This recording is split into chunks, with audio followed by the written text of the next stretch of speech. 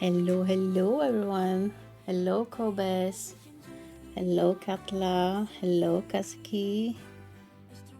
I don't know if Katla can hear me at work.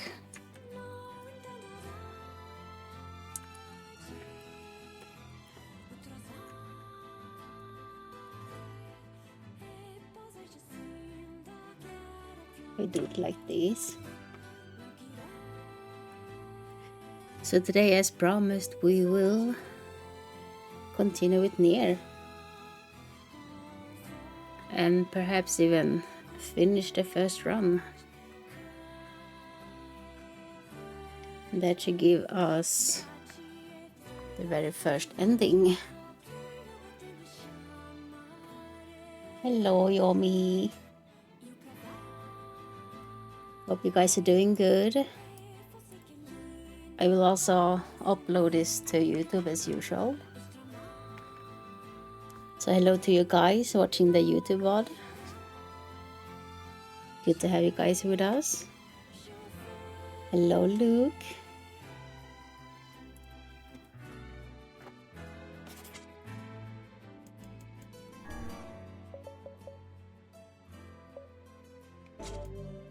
That's better. Hello, hello.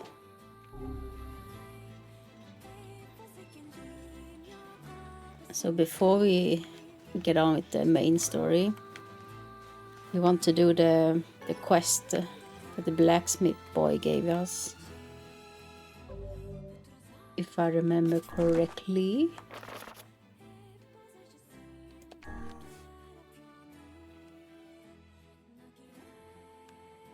Which one was it?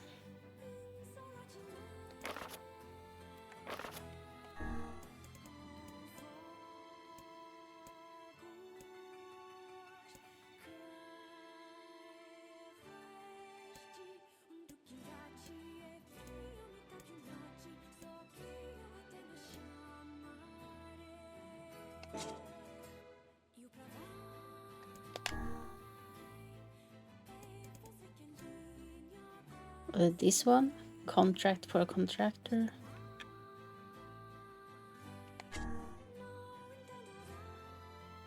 No, this is not the one.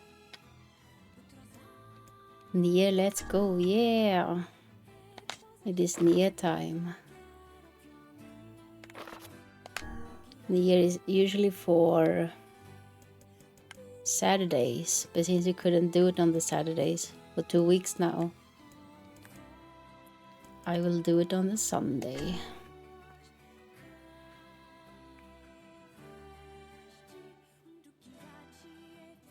Part 7 is the final battle. Yeah, I think we will reach the end of the story today. But that is only the first ending, since there is 5 endings, I believe. So this is only gonna be one of the endings.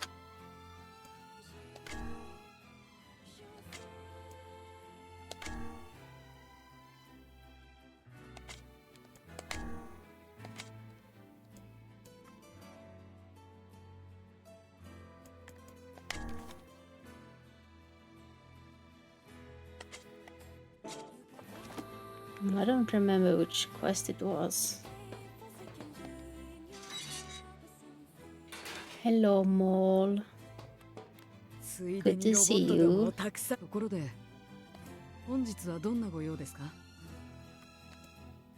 Wait, did we do the quest maybe?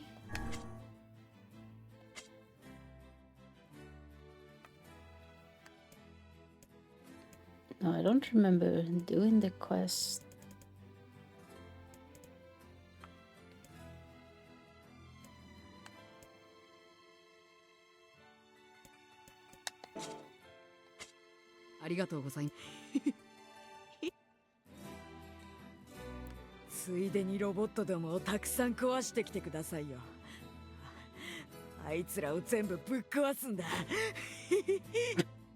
This guy.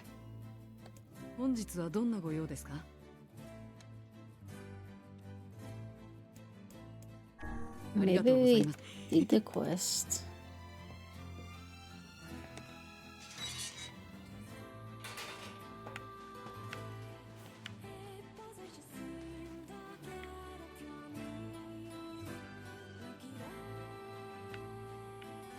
Maybe we can go inside and take a look.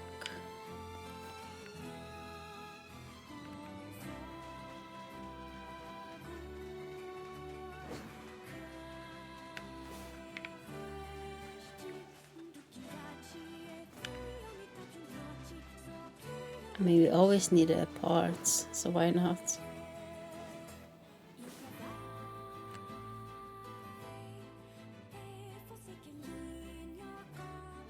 Are you winning there? I hope so.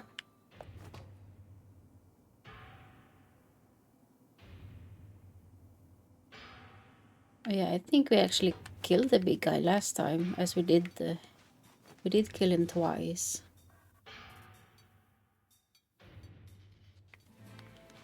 Let's see if we can upgrade the current weapon I have on.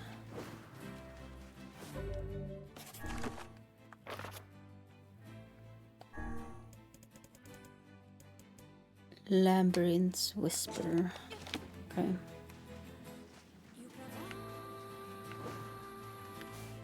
Oh, wrong way.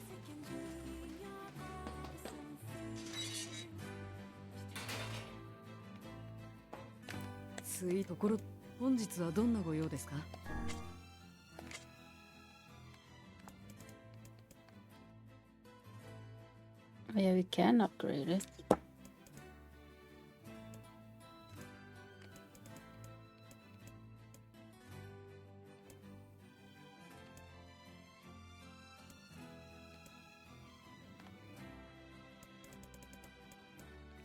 Well, let's do that then.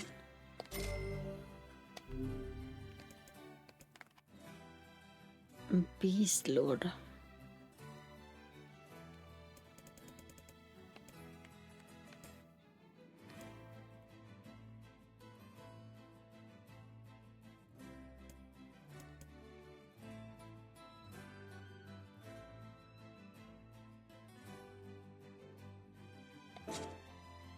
We should be fine.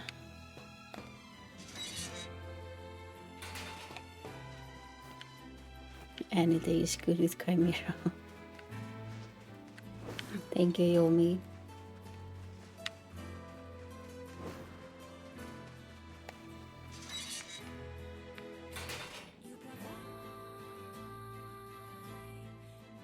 Okay, where did I want this to go for the final battle?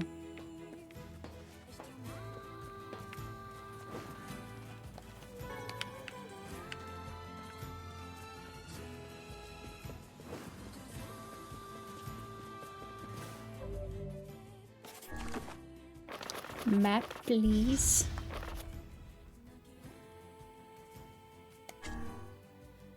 Lost Shrine.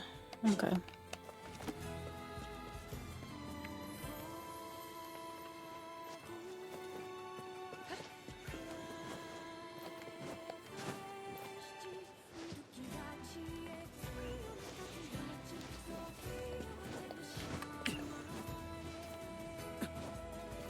Let's hope that I remember how to fight. Wow, that's rude. Ow.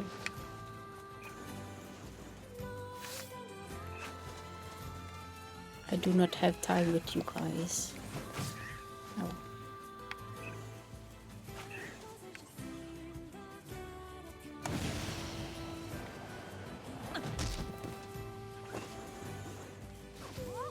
That was totally planned.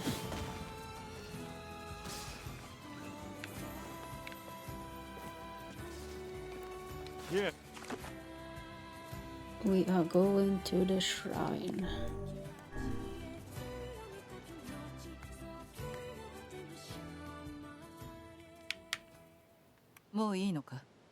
We are ready. 必ず戻ってきましょうね。行こう。 It's a rare mole, yeah. Except mole is always here.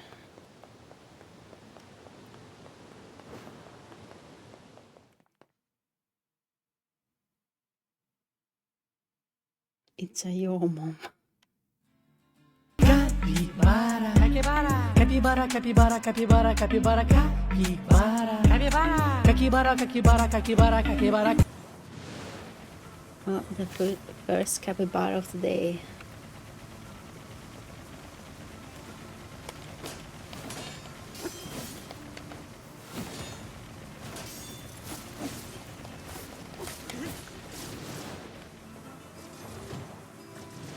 Oh, I have to melee this. Stop it.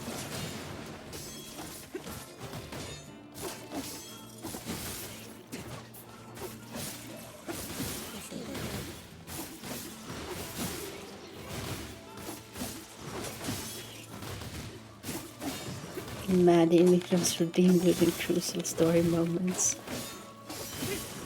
Yeah. Flashy hat. Yeah, that wouldn't be too great.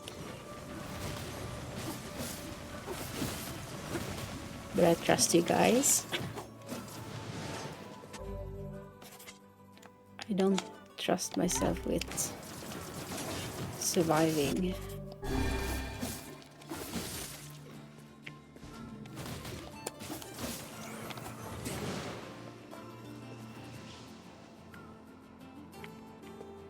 Okay.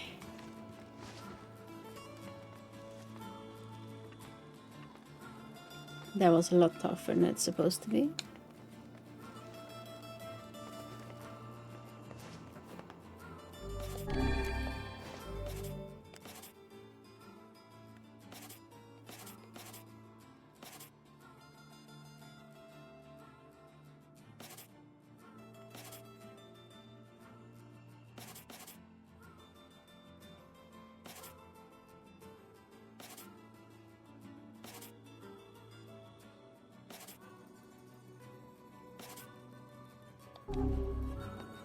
I don't have a lot of the big potions.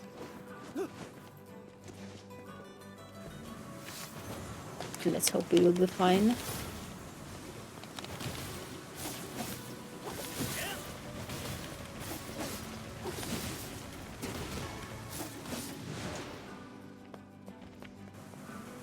Why are you not dead?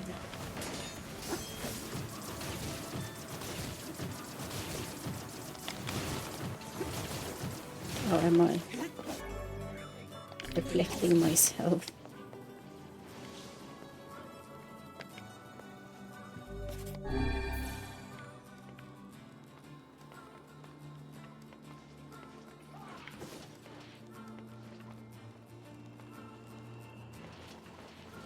I should not have used the big one. Oh well.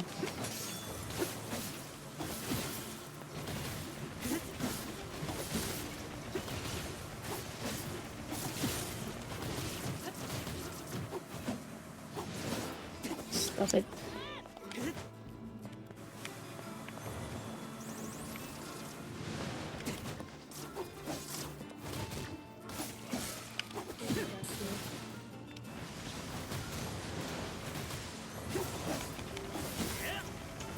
What is that? Why can't it fly?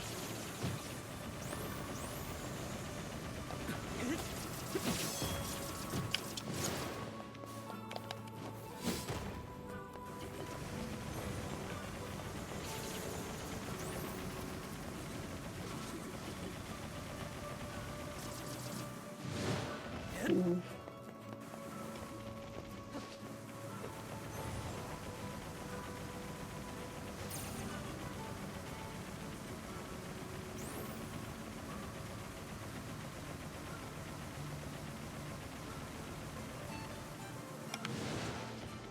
Great gameplay. 10 out of 10.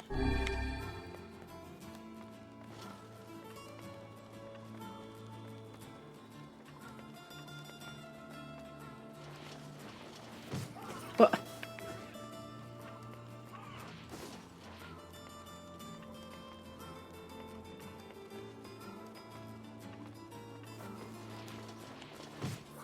Stop it. Oh. They won't even let me get up before they start attacking me.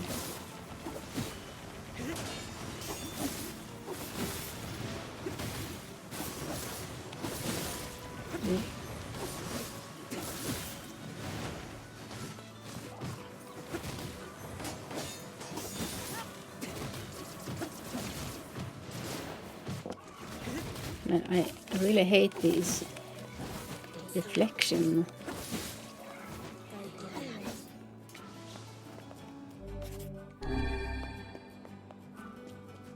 Probably the most annoying so far, and they reflect the magic.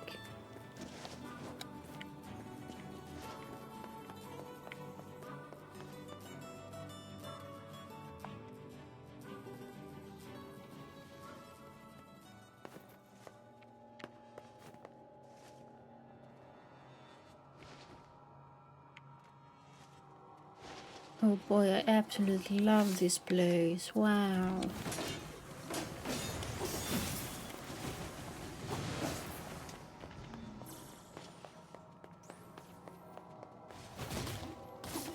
They always send us back here.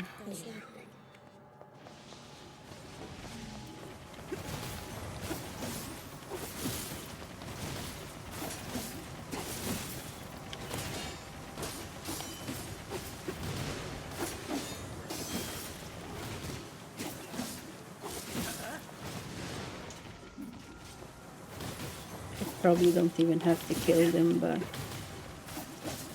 maybe they drop something nice.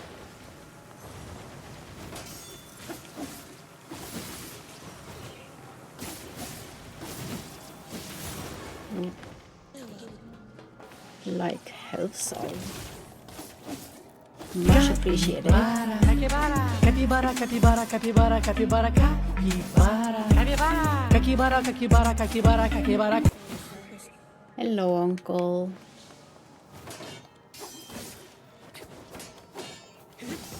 Capybara, capybara, capybara, capybara, capybara, capybara, capybara, capybara, capybara, capybara.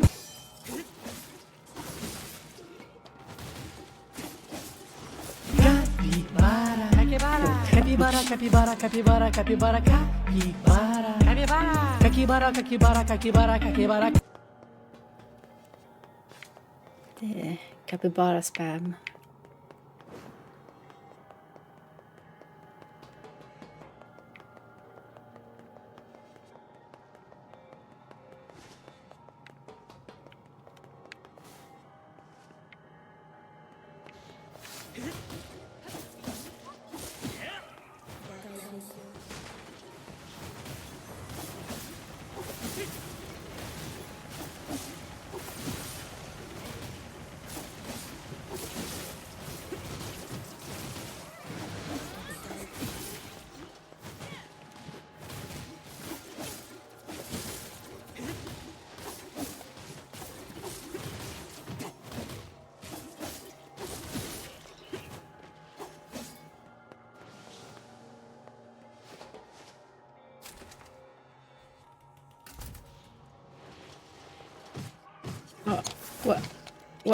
What the?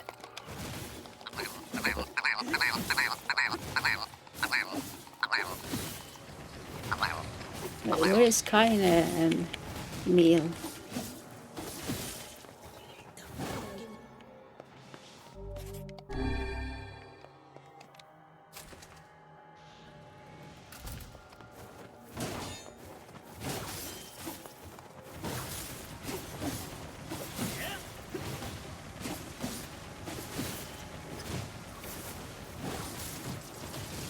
Whoa.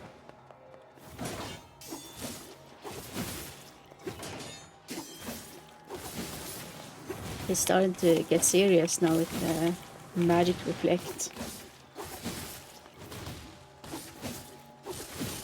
They know my weakness. They're also preparing me for the battle with all the health salve. Oh, it's a big guy.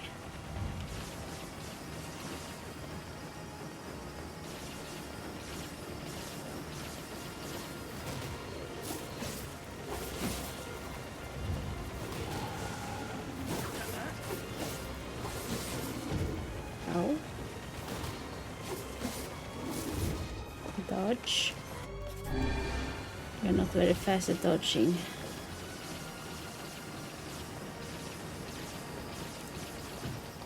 Oh. Get away. Simple machine. Hello, Polly. This is not the way.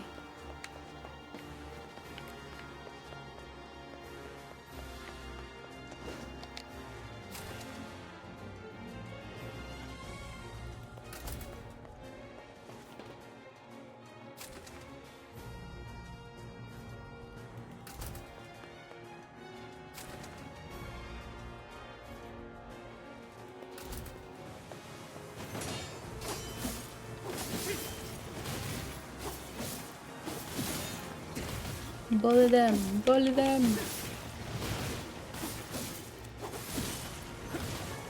Kill them fast!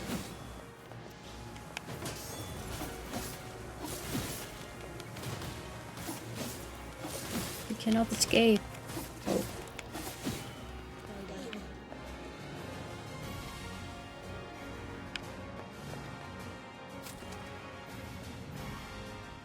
The music is intensifying.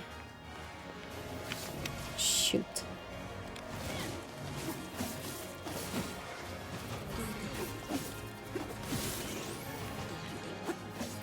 Spirit capsule.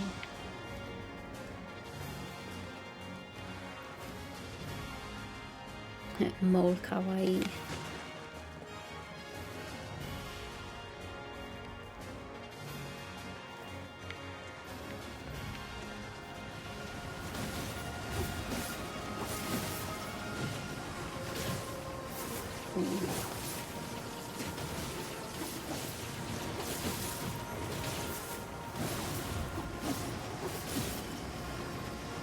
They're really expecting a lot from me here right now.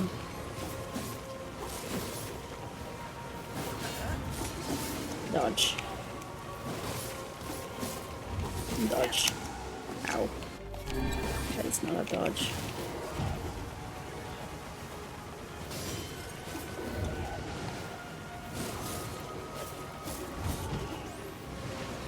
Why do you have so long arms?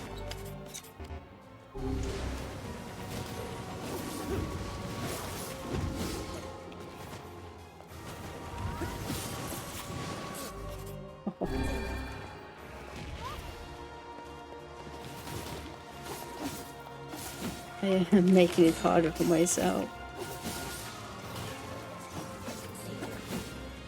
Oh, I want the golden one. Elaborate machine.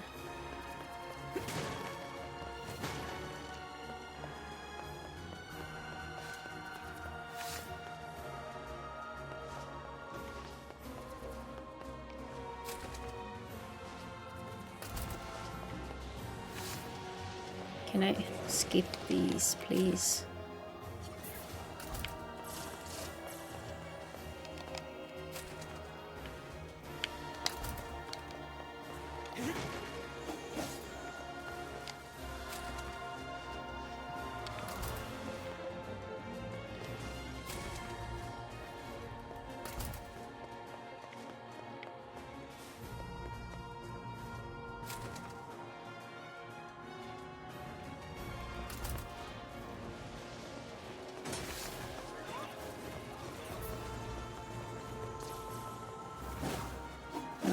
No, don't.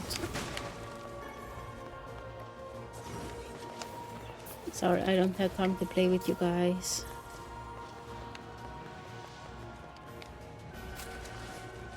Let's speed running to the last boss. We only fight the big guys.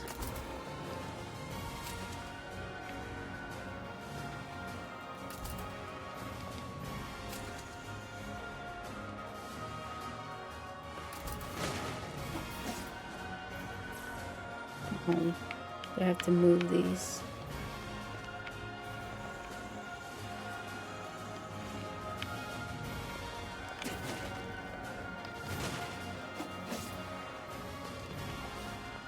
Did I go too far?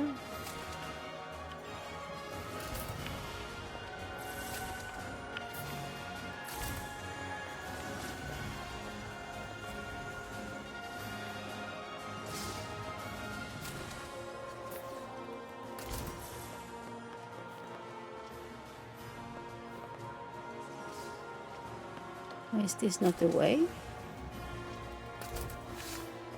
Is it this way?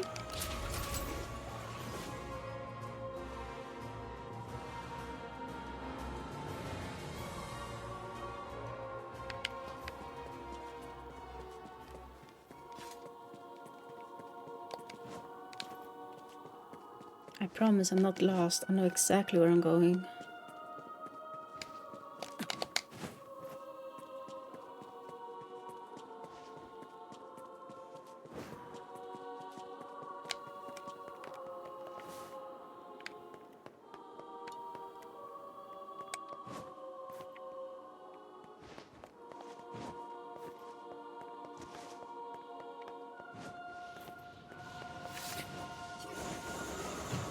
Ow. No, stop. Stop it.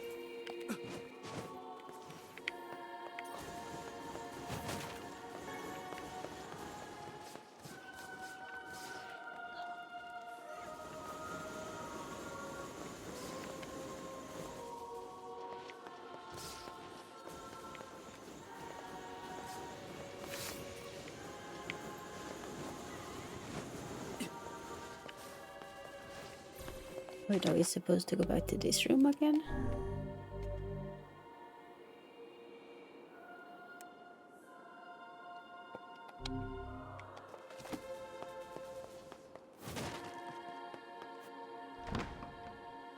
That can't be correct, is it? 忌まわしくも懐かしい景色であるな。I guess it is. そうだな。白と初めて会ったのも、初めて一緒に戦ったのもこの場所だな。へえ、シロさんってこんなところに住んでたんですか。まあ、大まかに言うとそういうことになるか。クソ髪に似合いのボロ部屋だな。どこかの下着女が散々暴れてくれたおかげでな。If I remember correctly, this is the place we had our first boss battle at. With the red and blue twin machines. You cannot turn back from this point. Continue. Yes. ようやくここを通れるのだな。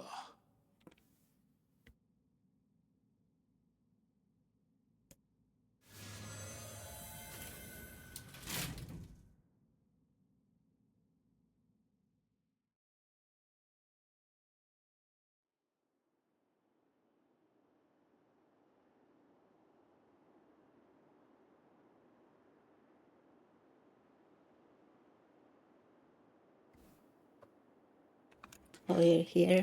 Yeah.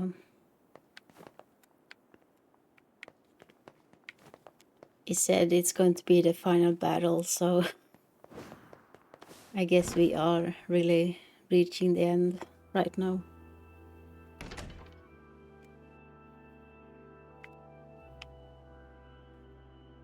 Oh, this is a pretty place. You got this. Thanks.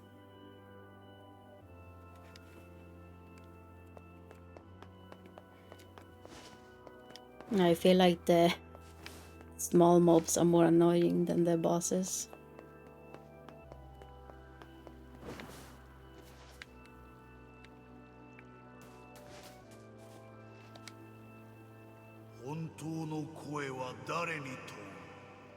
The burp speak.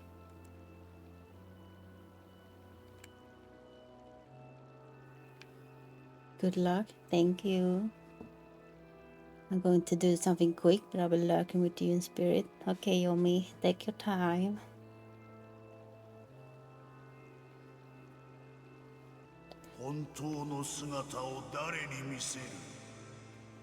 Throw mole at the final boss. I will try. I will use him as a Pokemon if I need to. 小鳥さんが喋ってますよ。我は問う。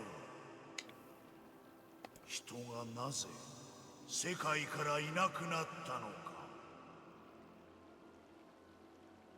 Why did humans disappear from the world? なんだそれは。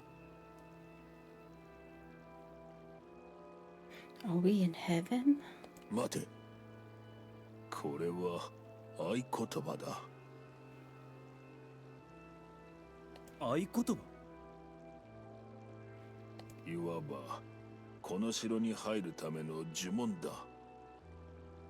The correct answer. 確かどこかで聞いたような。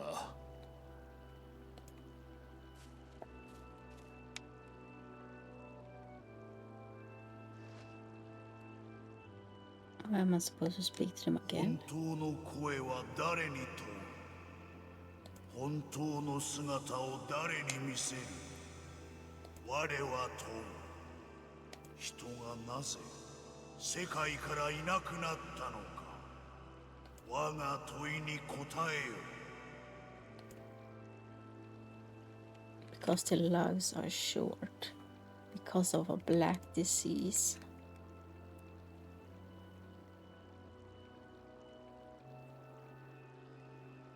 I mean, even if their lives are short, there will still be new people to come. So there has to be the black disease, right? 我は答える。黒き病がゆえに。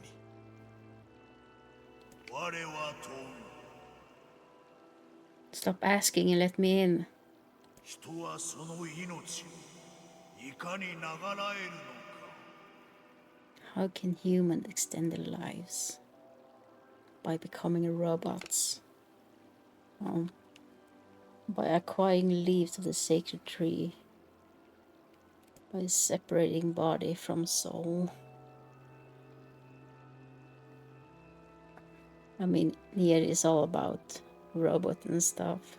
Android.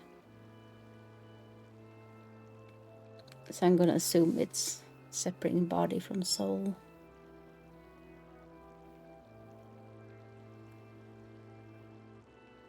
Eh? 我は答える。その身と魂を分かつべし。我は問う。魂の行く先はいずこか。 Does that mean it's correct? What is the destination of souls? They are placed in the corresponding shells. They are in the promised land, bursting with light. Hello, Kobes. Thank you so much for the raid. Hello, yes, I am the raider. Hello, Hasview. I like dogs.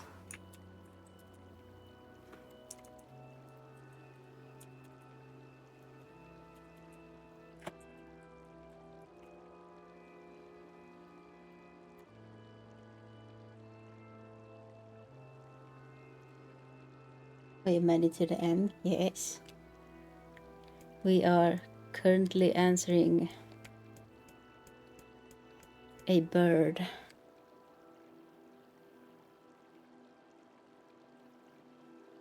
Who's doing my job for me. I'm sorry, I am the culprit. I did it for you. I'm gonna assume it is shells. 我は答える Multiple 写しみとな birds. る傀儡に収め Yeah, if you guys haven't followed Hobes yet, do give him a follow. He's a happy little doggo that plays variety games. よかろう Yokaro. そのもの主たる人とみなし So is it possible to answer wrong on this? I assume it is. It is possible. 城への立ち入りを許可するどうやら先に進 Guess め I るよう was だな smart for once then.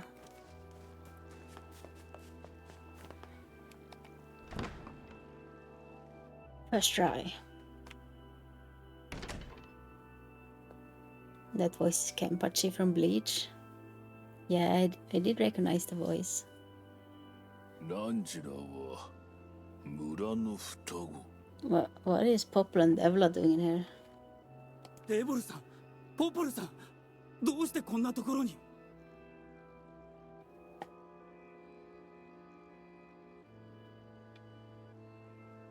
But they were in different attires. 戻る気はないか Oh, are we gonna fight them? ここはとても危険よ They look very armed.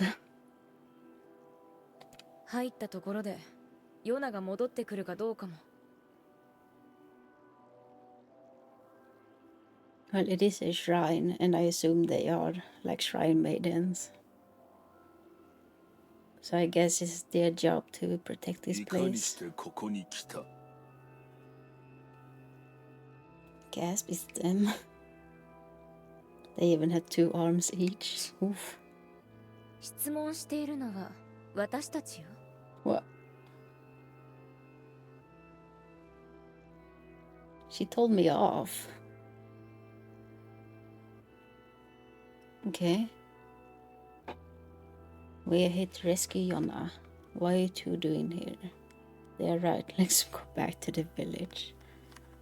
No, I'm gonna rescue Yona. 俺たちは先に進む。ヨナを助けるために。そうかなら仕方ないね No dice. 仕方ないわね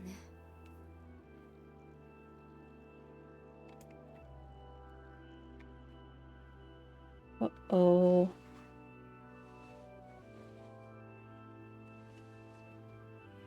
君とは戦いたくなかったよ本当に戦いたくなかった Oh, it's the first time we get a close-up on them, isn't it?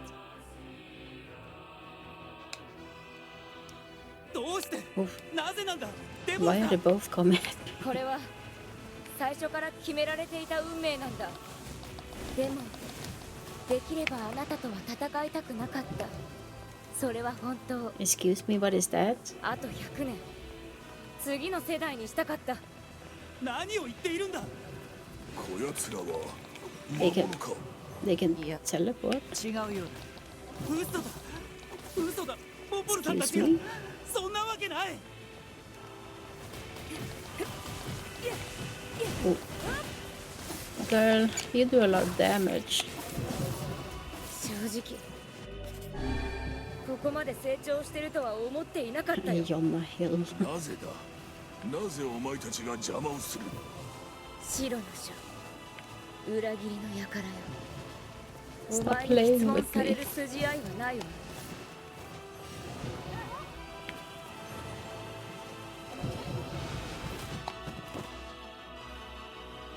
Oh, nice outfit. なんだ I know, man. Hello? They are chanting stuff. 力をコピーされた。 What did you say? They copied your powers? それはもともと私たちの力だからな。あなたはそれを分け与えられたに過ぎない。 They bugged it. シロさん大丈夫ですか？どうしてなんだデボルさん、ポポルさん。なぜ魔物の味方なんかするんだ。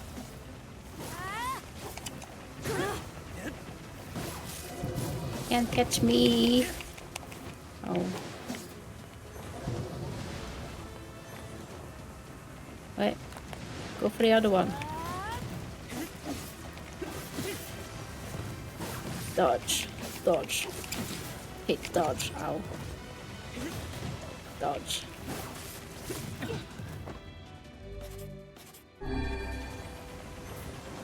Stop punching me.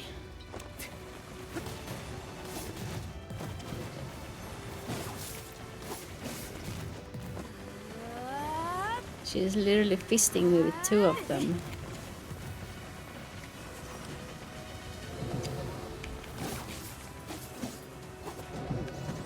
Ayo.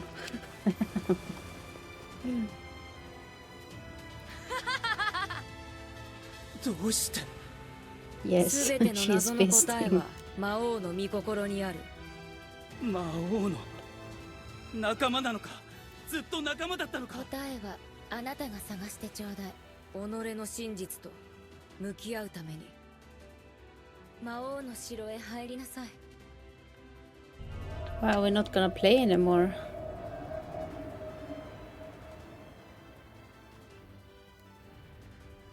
You mean punching, right? Yeah. Sure. デボルさんとポポルさんが Punch with that fist. シロ、大丈夫か。おかしいぞ。我の最大の武器であるはずの口が魔王は笑わなくなった。シロさん。かような目をするでない。 Why is he sounding like one of those Did you speak in? He's buzzing. 音楽ワルツが聞こえます。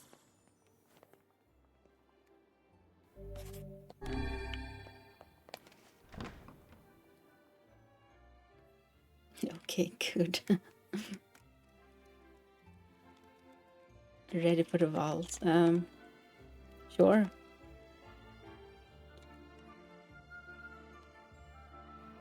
I cannot say I remember how to dance waltz, but sure. Oh, I can shoot them. Kill them all! Kill them all! Oh. こいつら魔物だ。 Oh, hello? I guess you are killing them all.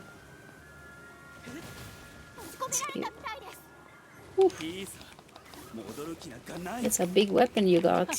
そうだな。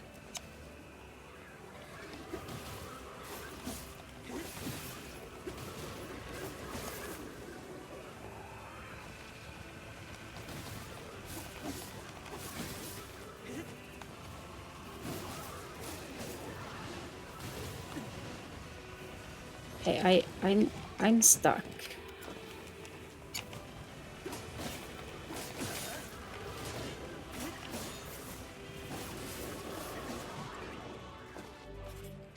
Oof.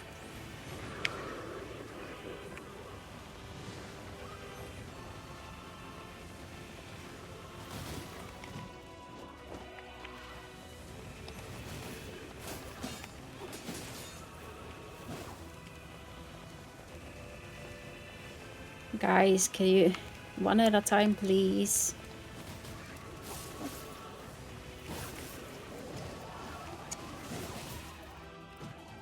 Man, it hurts.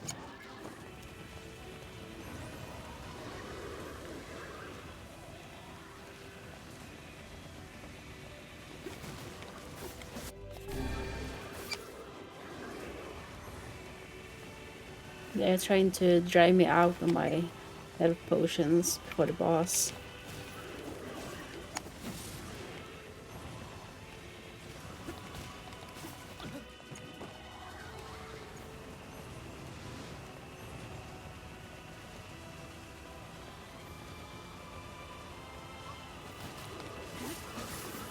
Run away!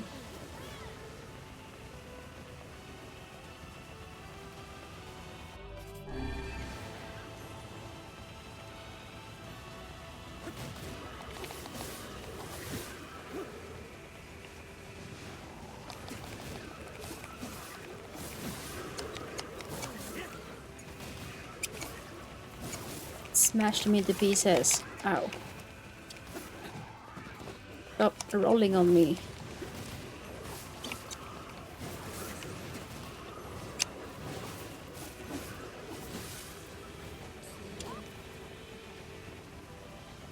Guess Chimero doesn't want to dance and she goes to murder mode right away. I don't believe there is any friendly beings here. They are all here wanting to kill me.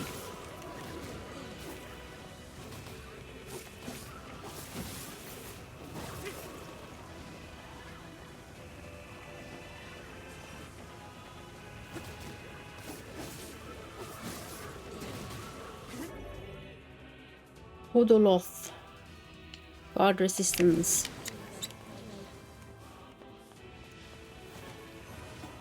Are you dead? Okay.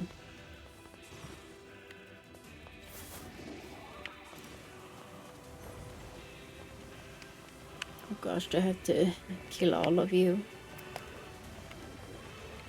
This is not what I signed up for. What did you call me? A nice doggo.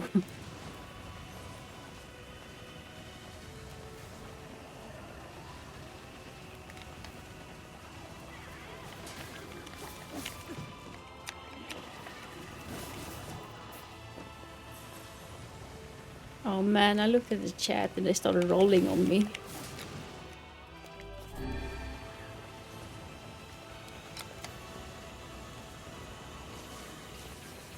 Hello? No balls, please.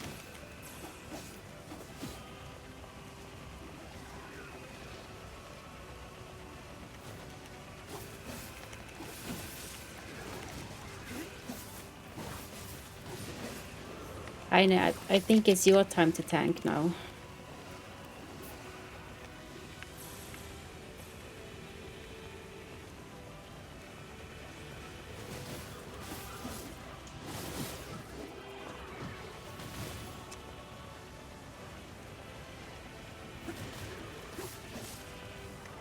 Oh, they're gonna reflect as well now. You have to be kidding me.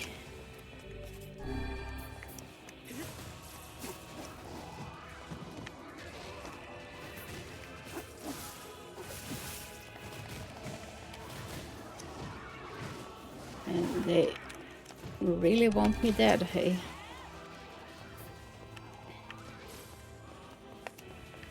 Get this guy. He cannot reflect me. Stop. Okay, he can reflect me now.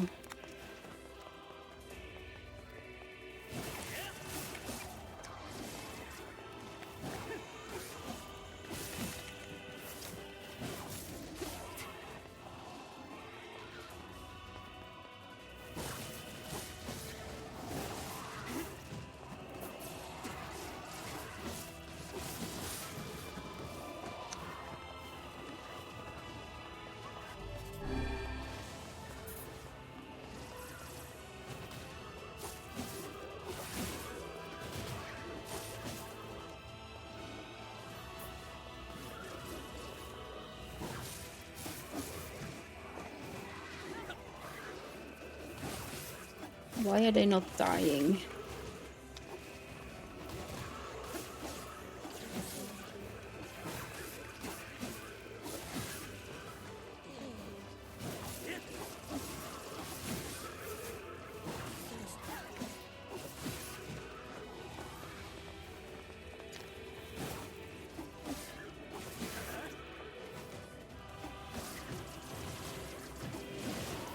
dodge.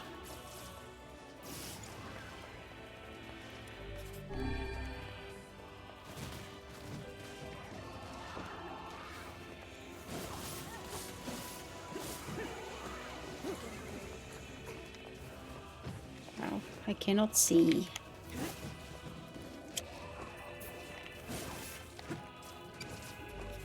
I am taking way too much damage right now.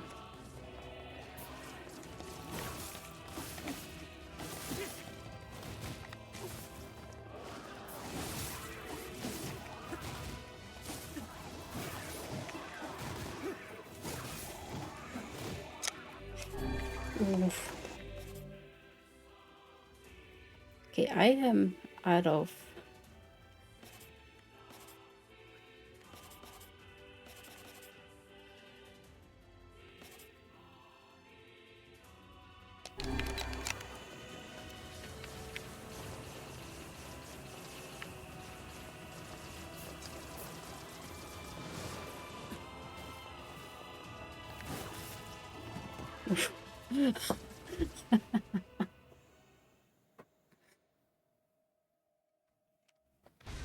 Okay, well, that's been the hardest fight I've had so far.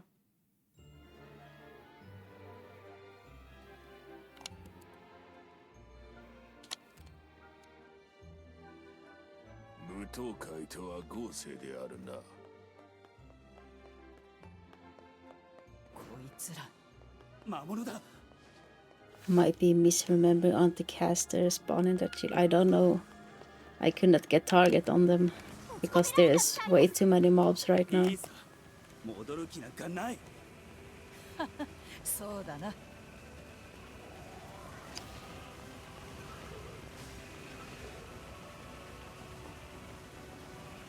But I'm gonna cheese it for now.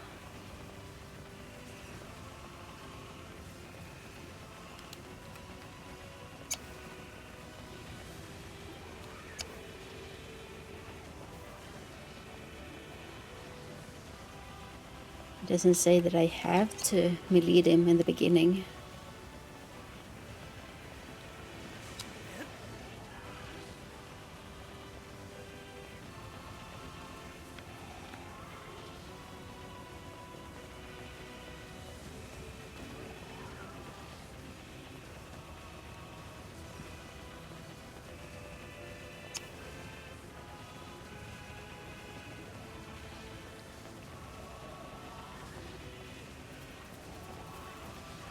Oh, hello.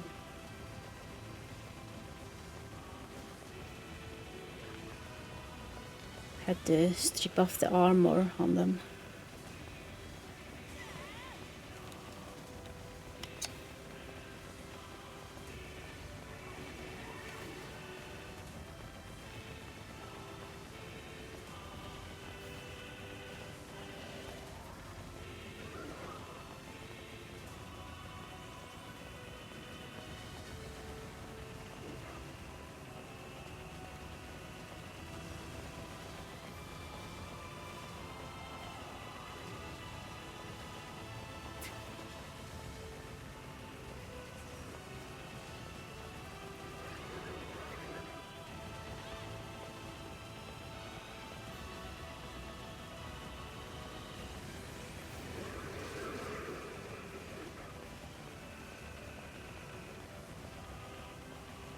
I cannot even tell if they are dying. They are getting smaller though.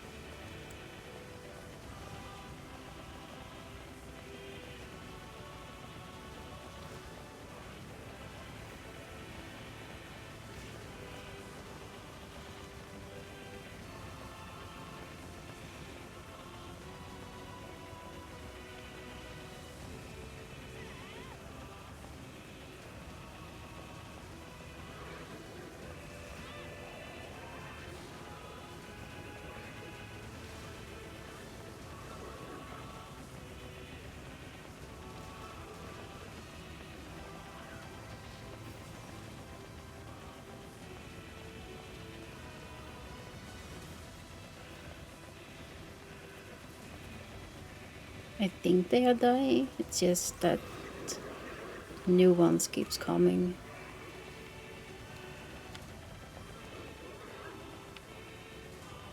Yeah, get the weak guy.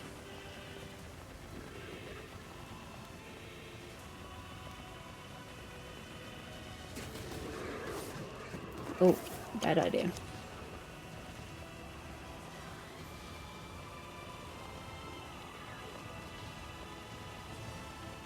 They're really supporting their homies.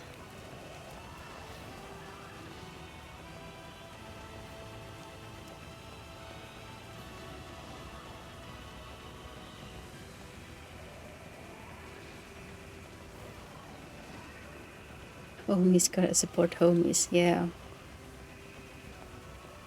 While I do understand them, they still have to die, so...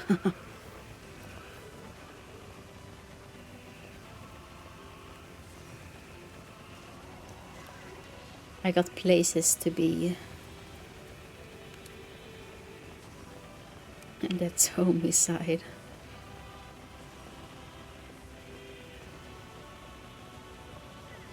Yeah. But that's on them. It's not my fault.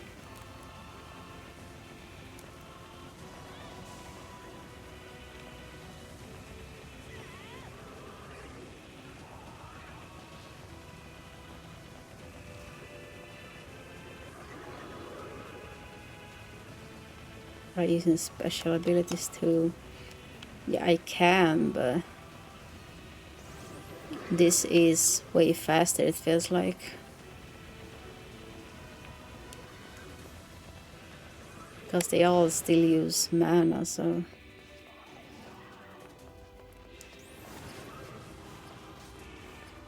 This the shield.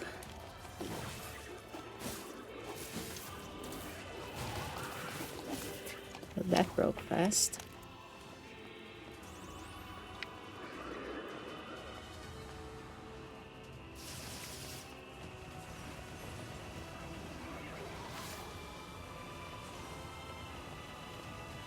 I know the times I use the special abilities, they only felt slower. Sure, they do a higher bunch of damage, but they feel super slow to do.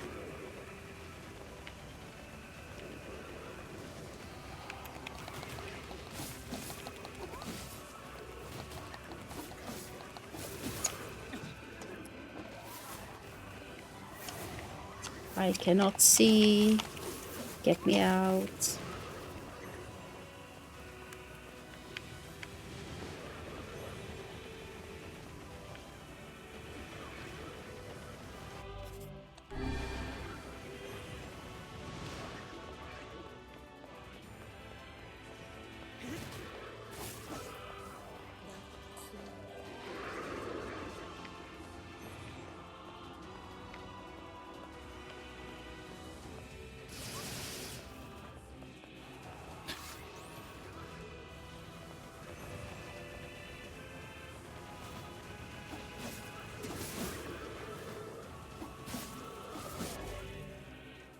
Ululoth.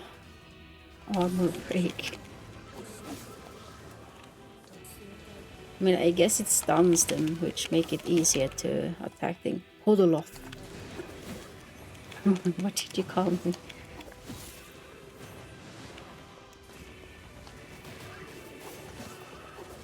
Off.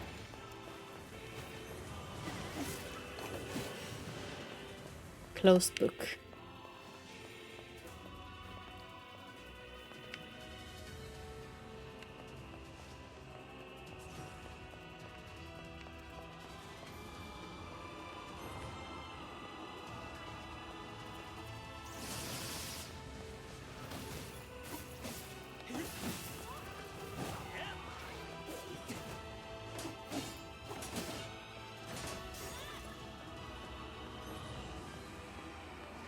Come at me. I will kill you all.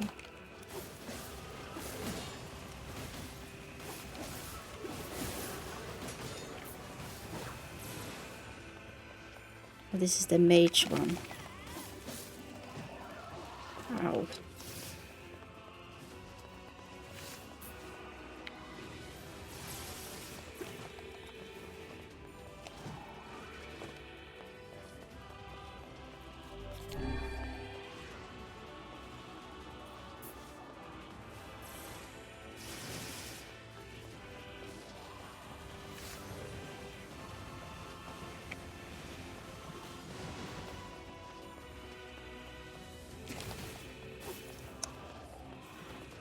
Oh, they are so fast.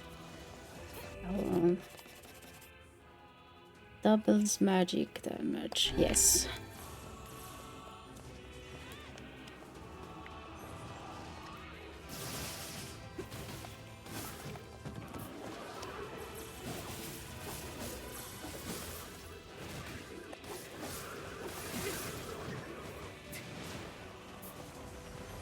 You need to die.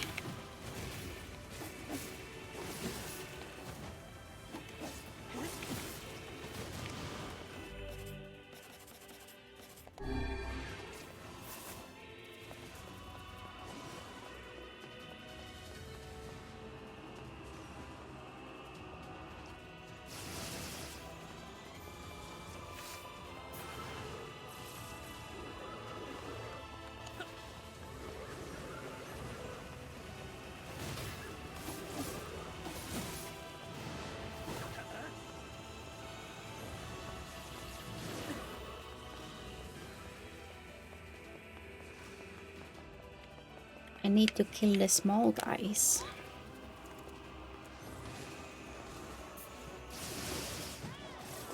Ow.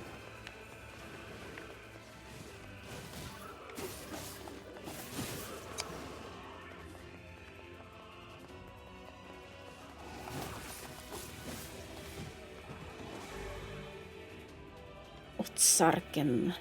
Otsarken? I don't know. The little guys.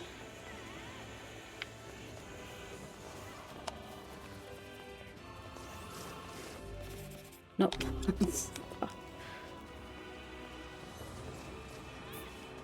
Here comes a big one.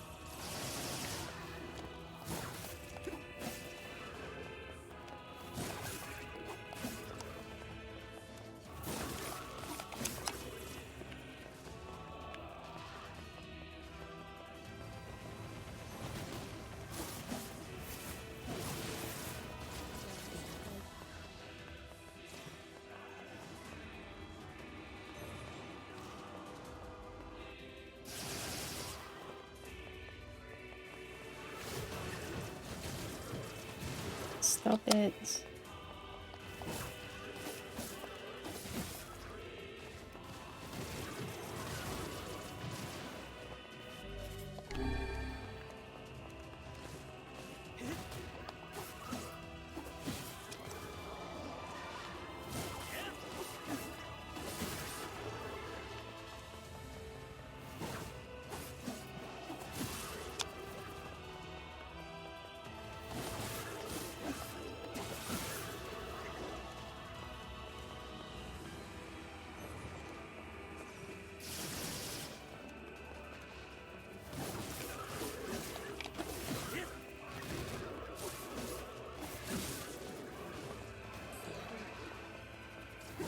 There is not that many left. Oh, why do they spawn so fast with those?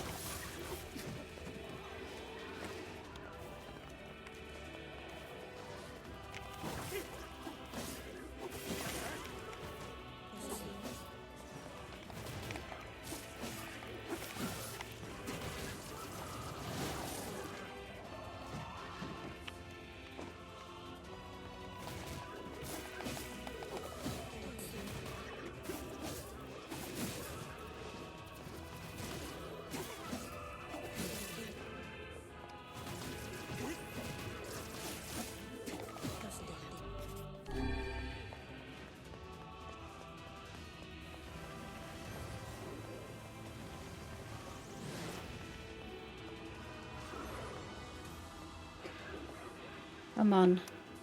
The last one too.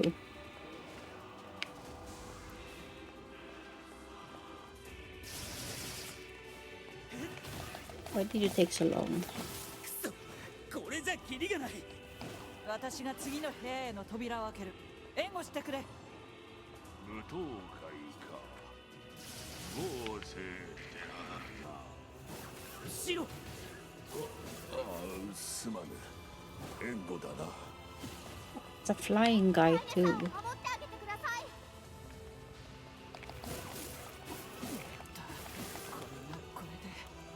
カイネ、まだか。まだですか。せかすな。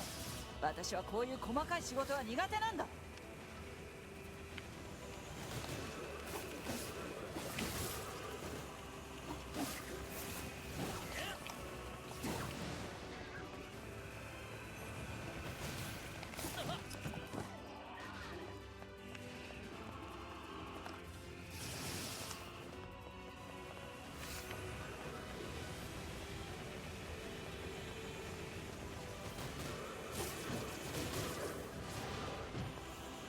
Oh my gosh.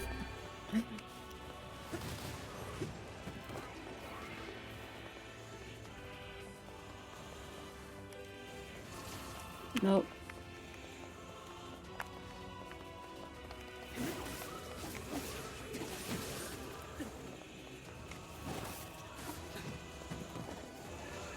Oh, they are so annoying.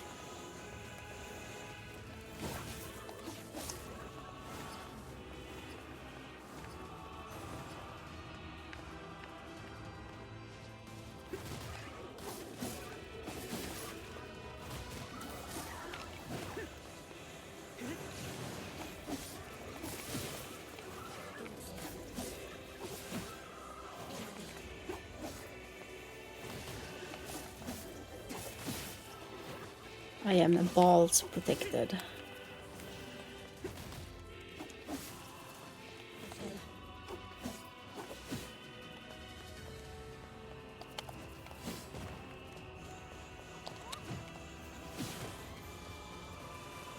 Calm down. バカ者、何をしておる。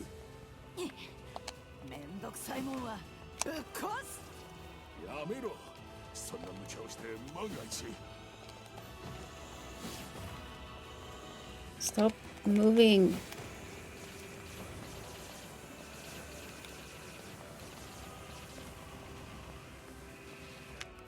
Oh. 万が一のことなど知るか、この扉。開いたぞ。おい、カイネ。 That took forever. Well done. Thank you. There is more balls. Kinda close the door again. Close the door.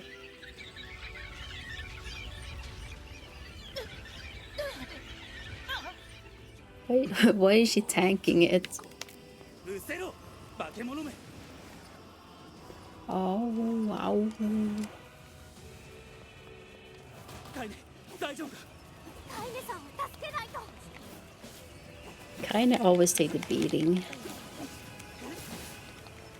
カイネさんを助けないと。 I know, we will save her. Calm down. We take care of the balls first, okay? I guess they do respawn.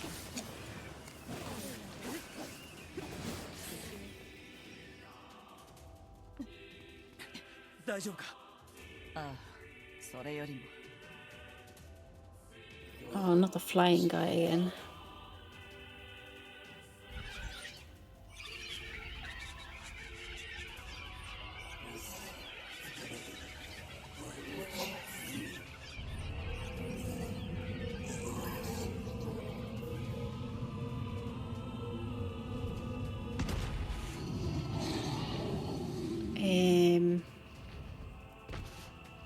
I don't like that. Wait, pause.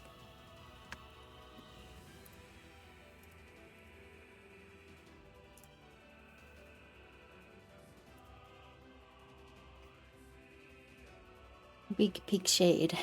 Yeah. 許してほしいなどと思ってはいない。 That was kind of rude. カイネ。 こ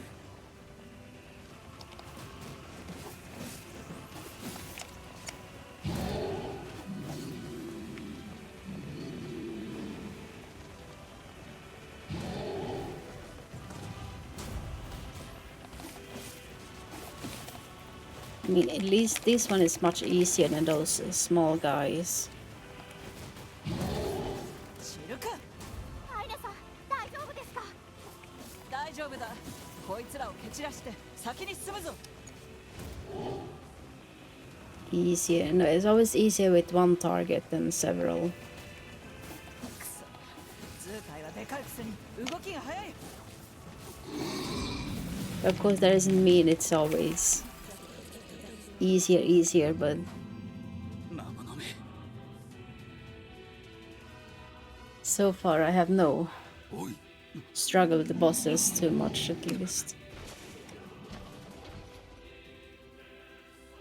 Oh, you got armor now.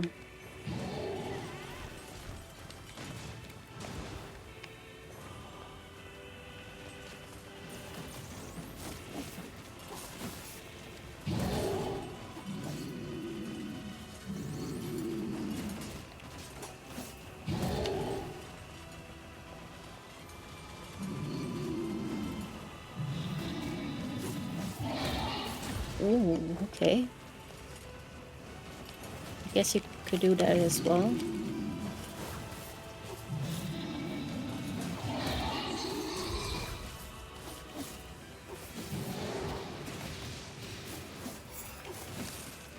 Okay, that's kind of cheating, but やつは不死身か。 whatever you say. この霧まずいです。こんなところでやられ。くそ。しっかりしろカイネ。 We just have to take it down あ fast. んなのを相手にしていたらいつまでもヨナの元にたどり着けるぞ。ここは先を急いだ方が良さそうですね。行くぞ。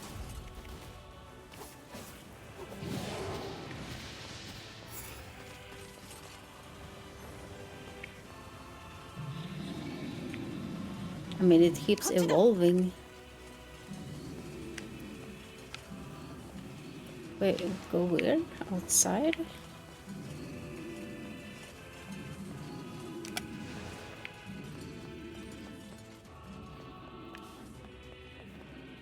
A friend who played D&D for almost 50 years told me a thing that stuck with me a lot. If you want a cinematic fight, give them one big enemy to fight. If you want a hard fight, give them a lot of little guys to fight. True for video games too. I mean, if you have one target, it's easier to focus on that target. If you have several targets, you have to focus on all the targets. And that leaves you less room for thinking.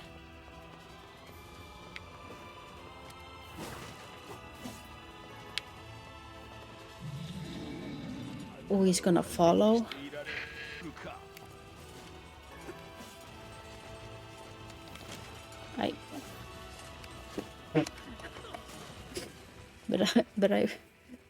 I wanted the souls.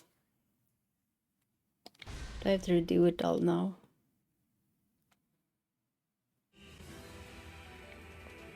Oh, only from the pig. Yeah, but I need the souls.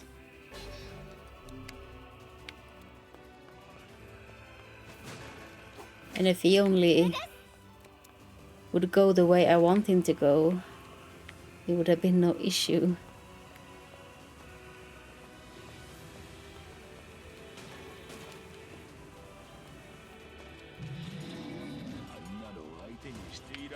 And then be fast.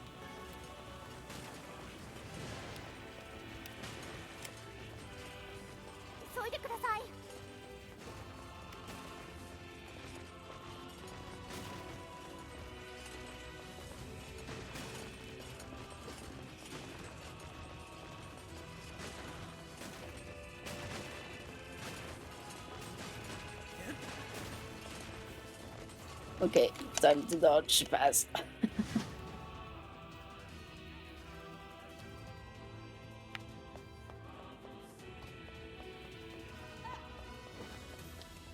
Open. 開かないぞ。攻撃が来るぞ。 Well, I did manage to get some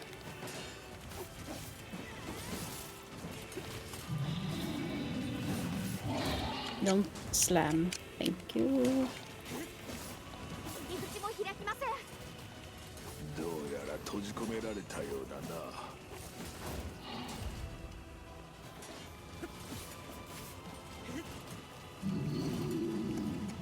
One of my favorite scenes coming. Oh.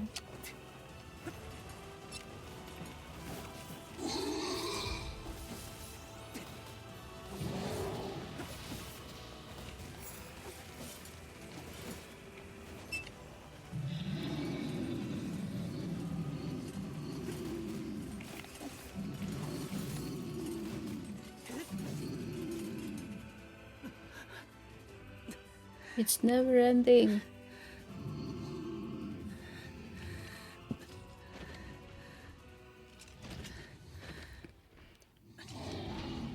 Uh-oh. Oh, who's that? Oh, yeah, it's these guys. The king. Yeah, whatever, dude, you will struggle too.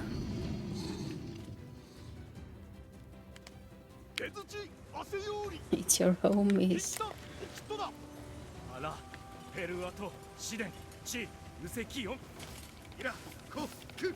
But even if we are more people, he keeps reviving.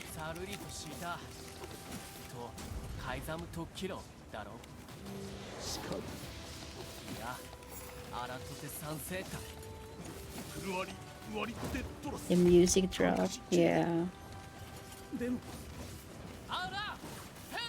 Aura! Please, don't be under the piggy.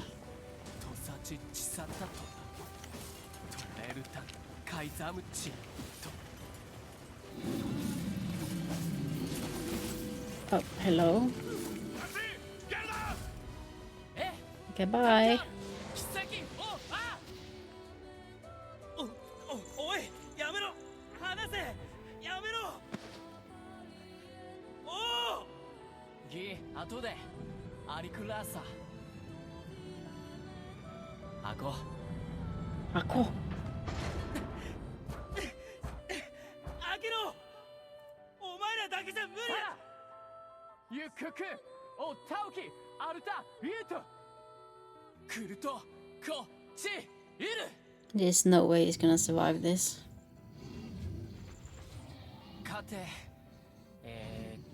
He had to kill the leader to kill this one, I assume.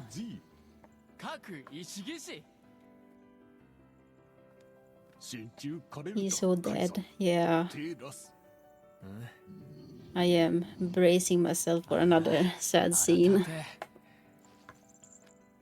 I guess he will join his wife in the afterlife.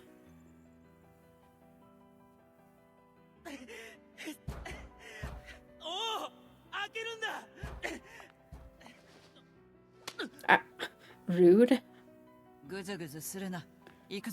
Okay. Thank you.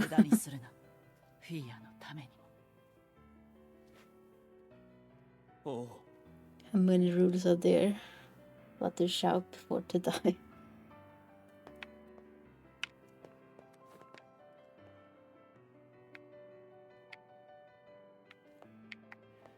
Okay, I guess we're going this way. Damn right, kinda show your man. I don't think she slapped hard enough. She might have to redo it again.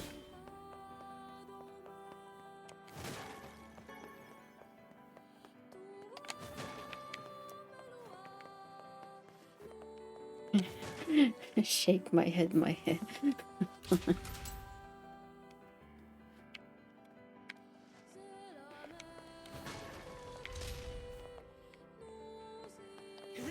Wow, they gave me so many free stuff.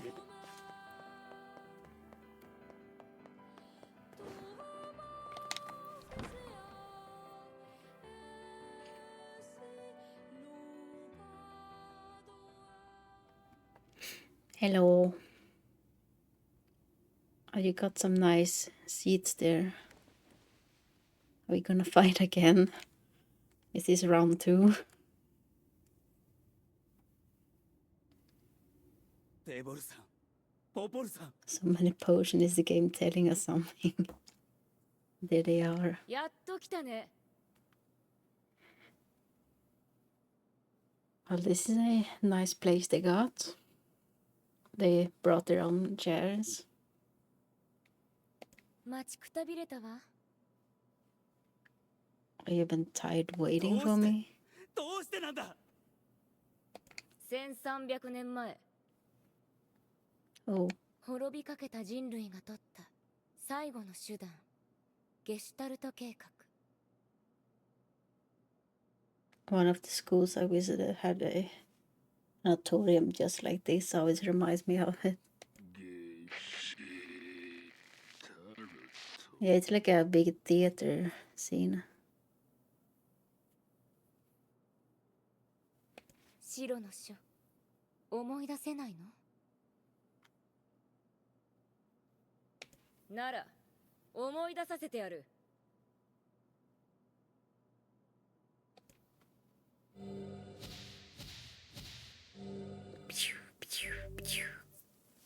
Obtain project gestalt documents.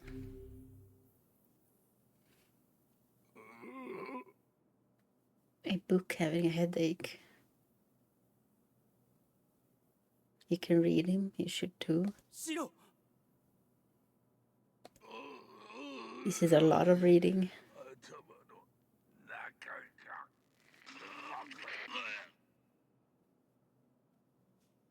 が Not too much. 思い出したぞ。デボル、ポポル、なんちらは人間にあらず。 I mean, I already knew they were not human. Since I played Aramata. 口ごもったね。言いづらいかい？ならポポル、代わりに言ってやんなよ。 It's important, very important. 私たちだけじゃないわ。今、ここにいる全員が人間に作られた人間もどきなの。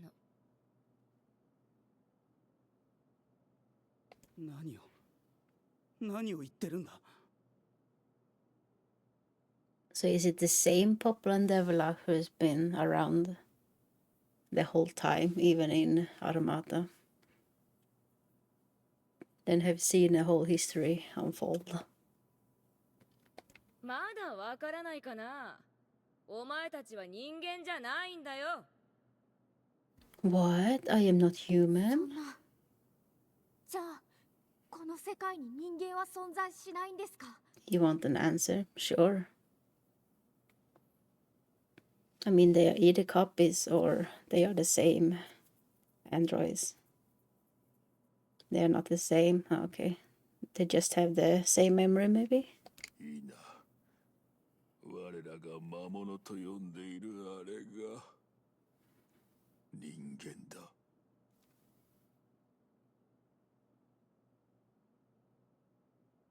And these are shades, okay. So these are shades when the Automata is androids one. 人間だったものの慣れの果ての姿だ。 Yeah, I do know about the android stuff. さ、おしゃべりは終わり。私たちは仕事に戻る。 It's like A2 and 2B versions. They are the same but different versions.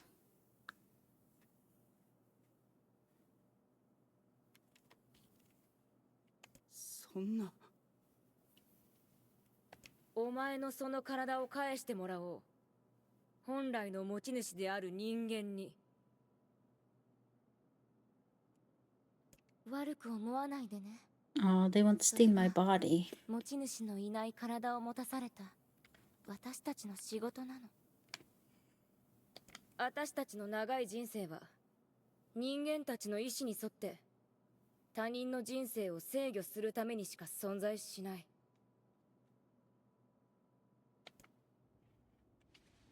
Nice heels. あなたたちにはあなたたちの理由がある。私たちには私たちの理由がある。そういうことだ。格好つけるな。バババババ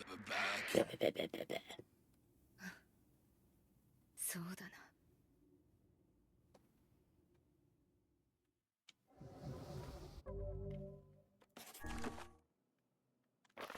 Is it in notes?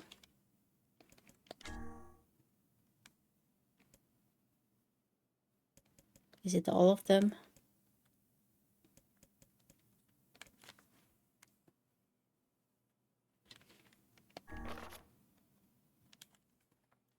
Project Gestalt Report 09-23.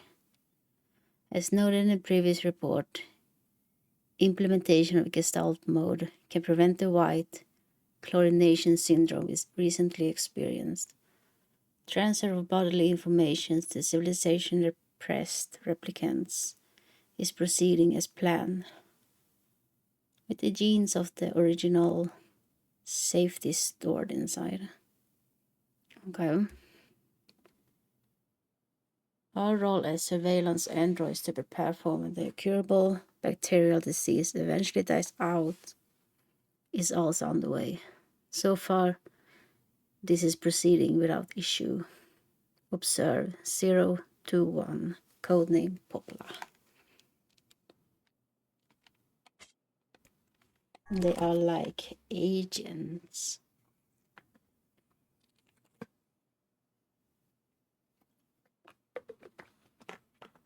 I need to drink for this.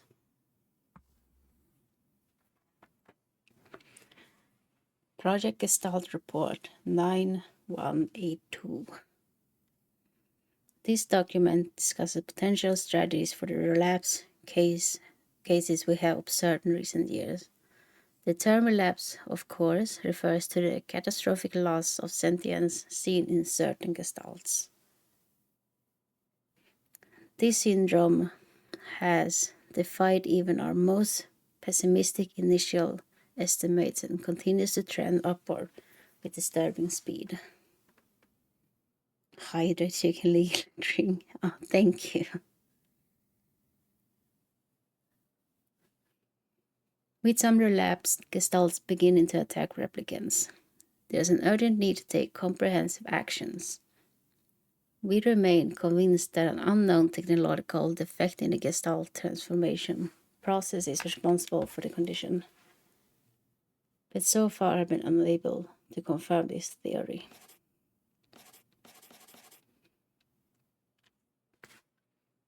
Research of this condition is now our top priority and looks likely to continue for some time. Observer 022, codename Devala. Oh, it's too much reading. Project Gestalt Report 10432. Shorthand minutes of Case 23 Emergency Response Conference. Committee Special Meeting.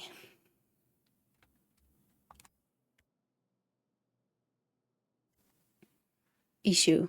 Observed upward trend in relapse. Noted and discussed. Issue. Acceleration of restoration schedule approved. Where is that tongue twister? Acceleration of restoration. Report. Debate over using codename Noir for human restoration schedule. Report. Preparations to launch VICE, the coding system for Abao. Report. Order collection of guidance and release code for Chimero alongside VICE. Launch. Observer 021, codename Popla. And Devala. Okay. Oh, that's Yona. Project Gestalt Report 11242. We have determined that the rise of relapses was due to an unexpected spike in the sentience of replicants, as well as a genetic instability within the original gestalt. It seems the original's effect on bodies that have undergone the gestalt process was not anticipated in advance. Immediate action must be undertaken to identify the links between this trend and the original gestalt, along with its sister, the relapsed case known as Yama. The observer contact group is growing uneasy, so finding a solution to the relapse issue should be considered a top priority. See other reports for more details. Observer 021, codename Popula. Is that all of them?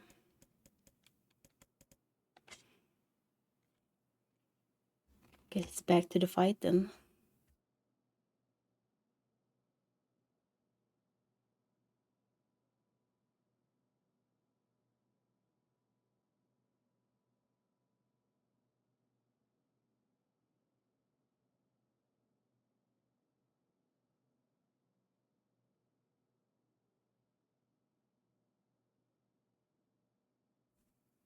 Do you want a short version of what that means? Does it just mean that it all are experiments and stuff?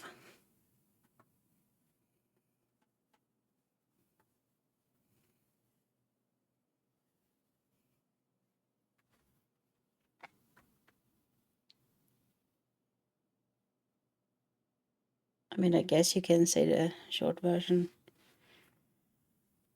Heroic Gestalt was a desperate plan created by humanity to survive a deadly magical disease called white chlorination syndrome, which spread to Earth after events tied to Drakengard. To escape extinction, scientists separated human souls from their bodies. The separated souls were called Gestalts. Artificial bodies were created for them, known as replicants. The idea was that once the disease disappeared, the Gestalts would return to their replicant bodies and humanity would be restored. Drakengard is a game for Myokotaru. Yeah, I know what Drakengard is.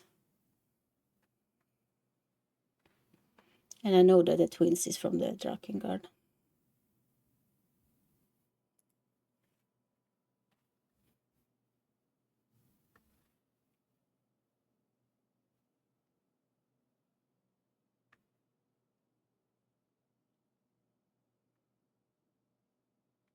Replicants gain a self.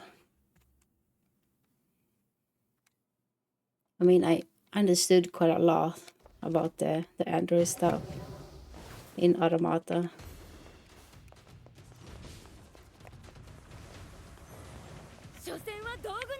But this is more background story about the twins.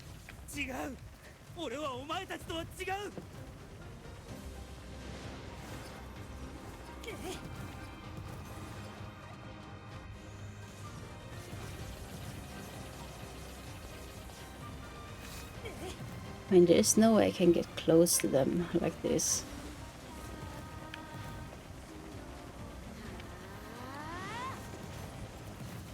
You got this. I mean, I guess if I keep hitting super fast.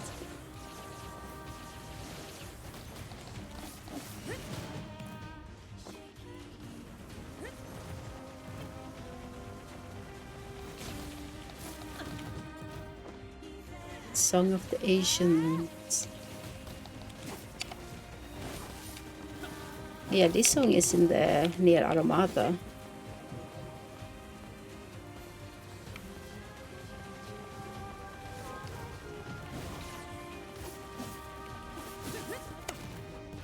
Why am I so slow at dodging?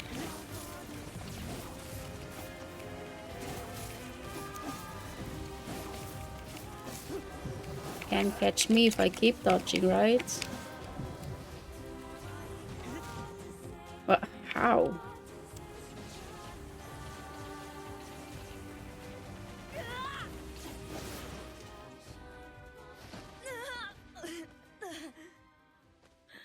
gacha.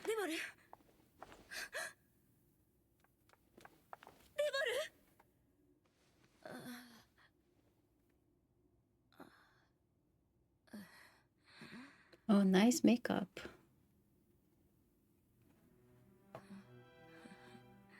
ポポル泣いてるのか。デボル死んではダメ。私たちがなぜ双子に作られたか今わかった。魂のない私たちが喋らないで。血が止まらない。デボル I don't see her bleeding. 一人で生きるにはこの世界は寂しすぎるんだ。時間が長すぎるんだ。 I mean, they are very humane for having no souls. 流せるのに魂がないなんて本当におかしな話。 Yeah, exactly. ごめんなポポル。いやデボル置いていかないで。私を一人にしないで。 You could say the same about replicants. Yeah.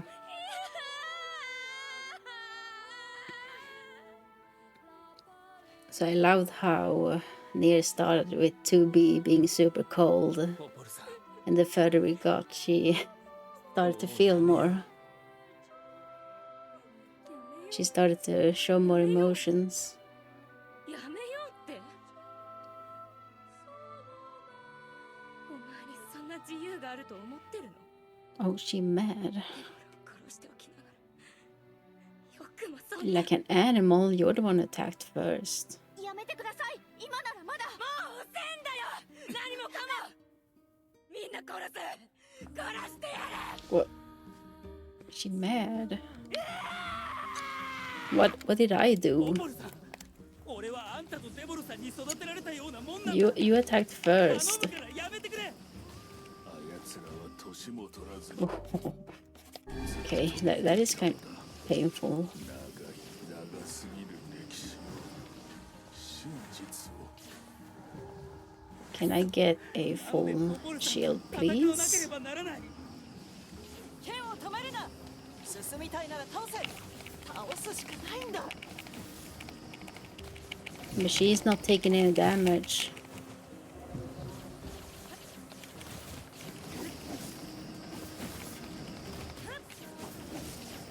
Okay, she is taking damage. Never mind. I do a little heal. Where are you going? I mean, I get it. The idea to stop now is ridiculous. She already lost the most important thing to her. Yeah. このお前ら殺せ。 Oh my gosh.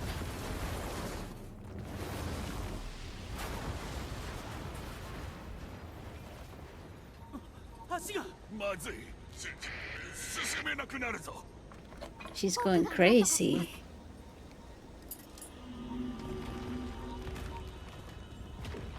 Oh, we can fly or levitate, I guess. Why didn't... Oh, ダメかクソ what is that ugly cry laughing? 大丈夫です。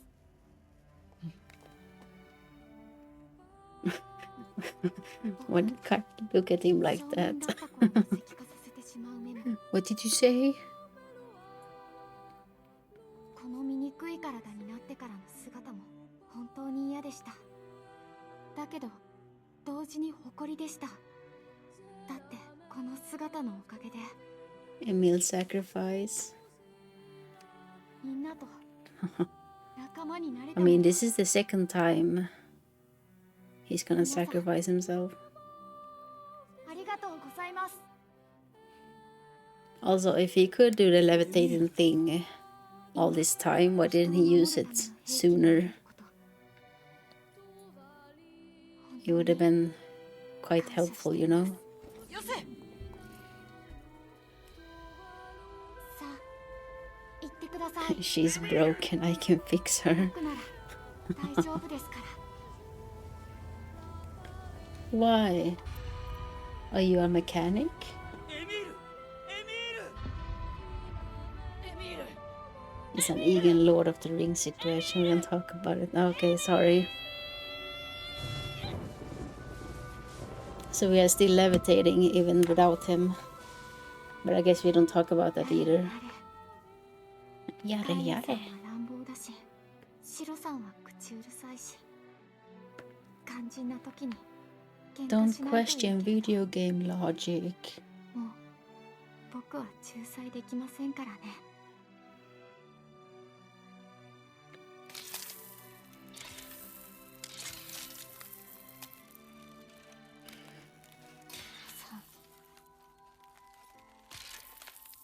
Oh, he said my name. Kinda. あなたにもう一度会いたい。あなたに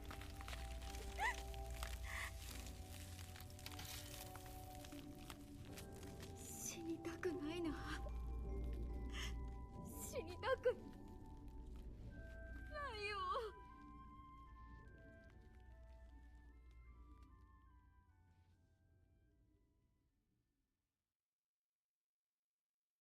Oh. Oh.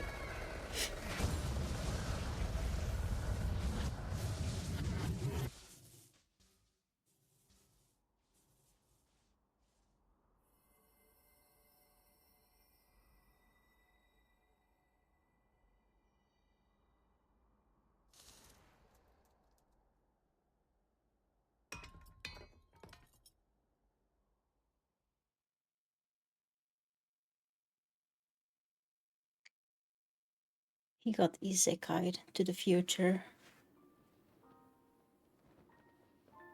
Next time he wakes up, he will see it to be.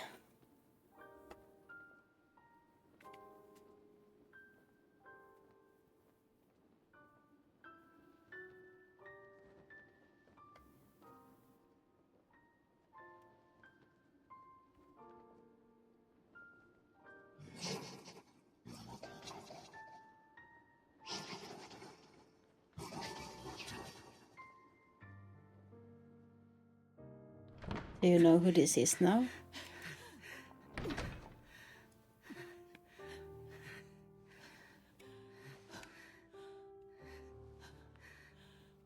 You mean the Jade by Yona?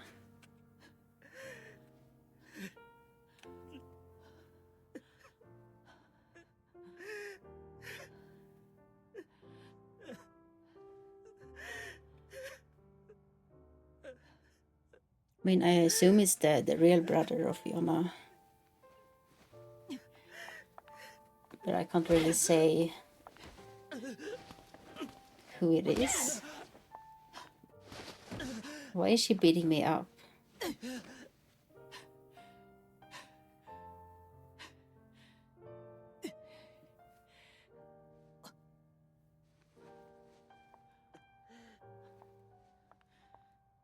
Why is she mad at me? 行くぞ。 Girl, you can't keep beating me up and then leave. ああ。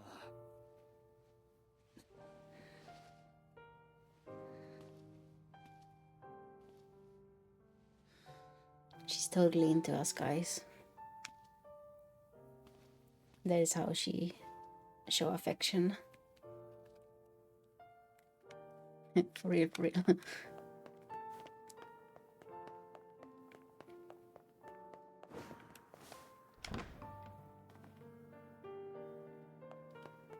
She got some rough love.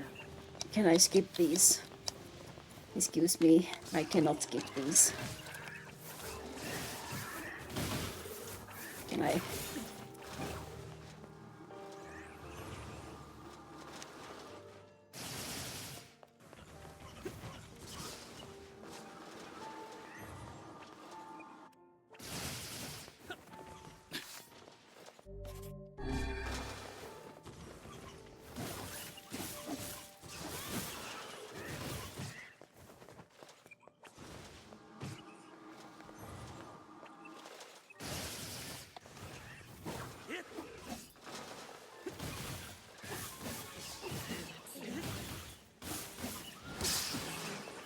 Ooh, what is that sound?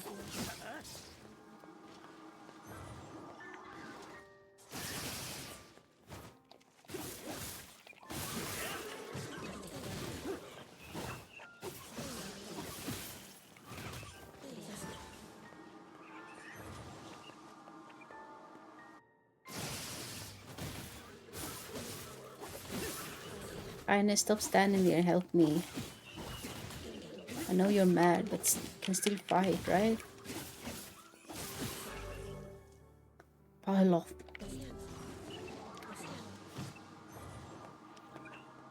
What did you call me?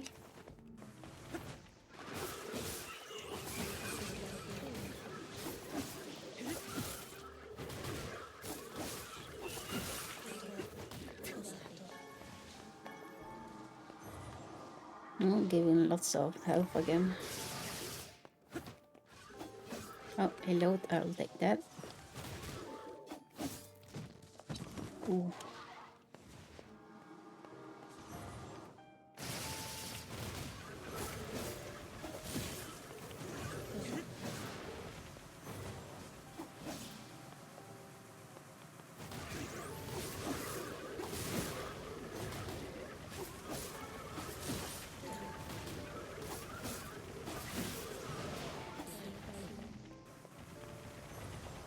You the last one.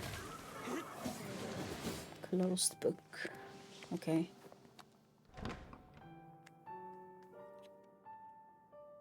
The fight making you know what you lost.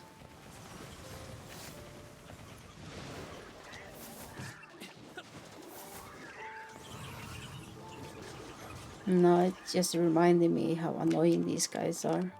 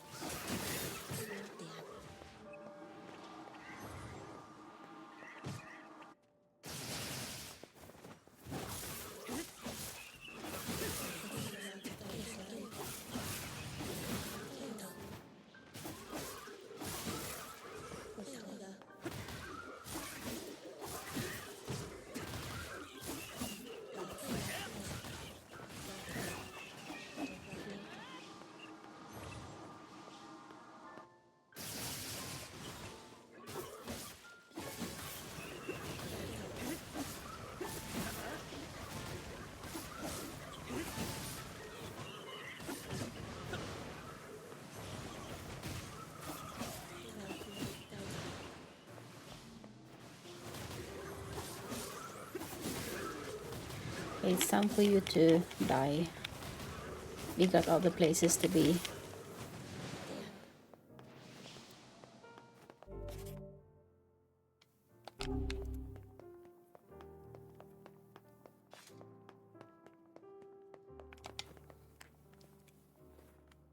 Did we finally reach the room?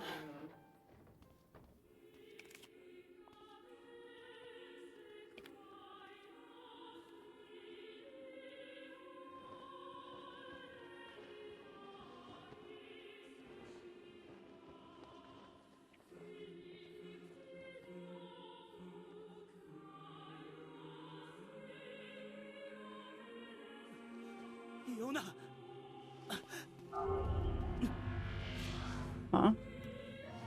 That looked like Kaine.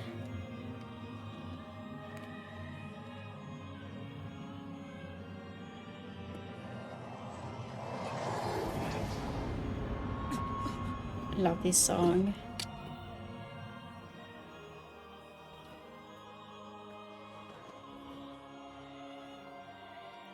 Nice wings. Or is it a cape, maybe? Yona grew up, it's been 5 years. Yeah, I know.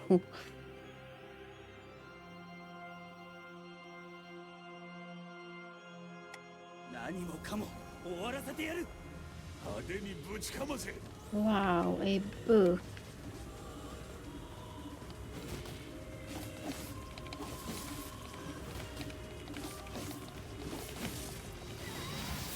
道具の分際で我らが王に歯向かうとは、愚か者。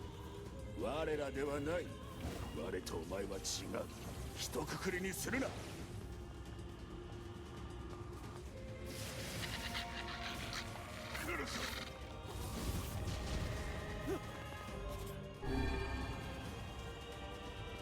I made a fighting literacy. Why did it have to go all the way down there? Umaira! Come back here.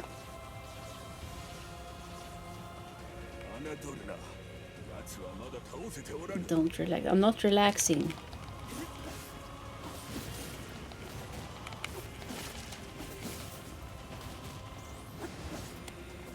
I will kill this book.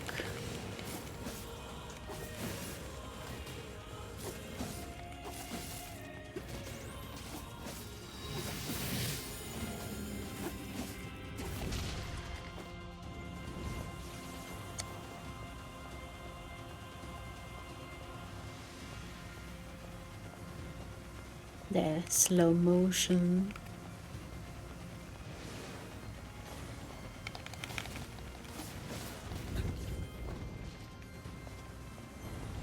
Stop balling.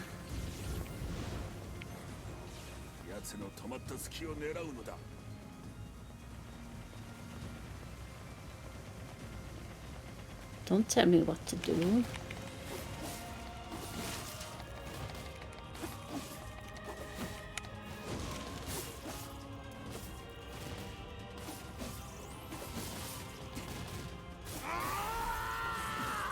Yay, first fight complete.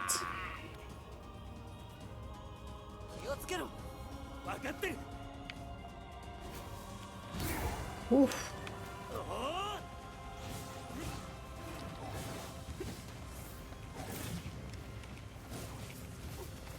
Dodge, attack, attack, dodge, dodge, attack, dodge, attack. Is that how you do it? Attack, dodge.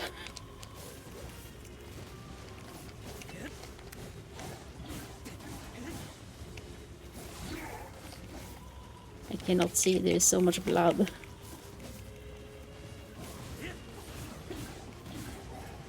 I'm mashing the buttons.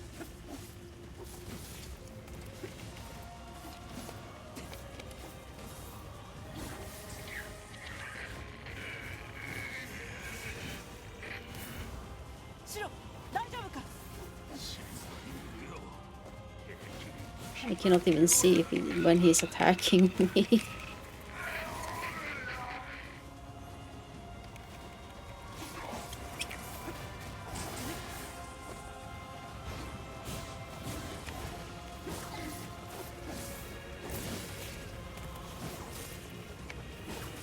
I am the superior one.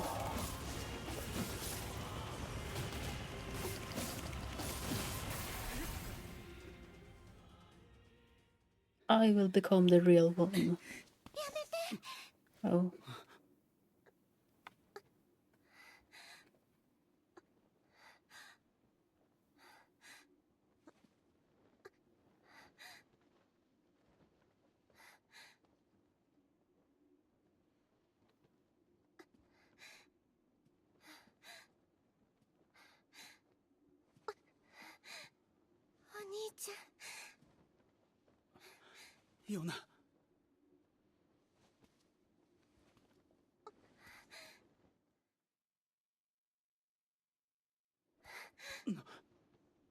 Rip. I mean, I knew she was going to the real one, but that's kind of sad.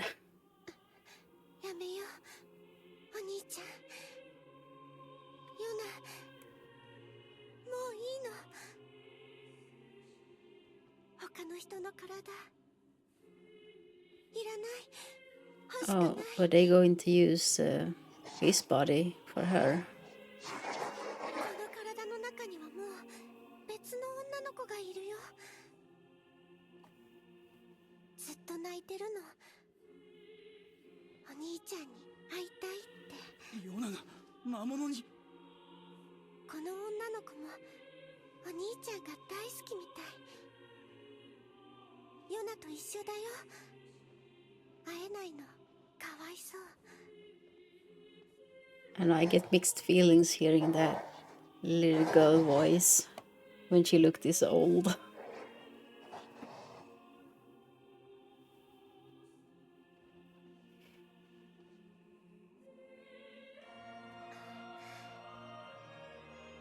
あなたがお兄ちゃん？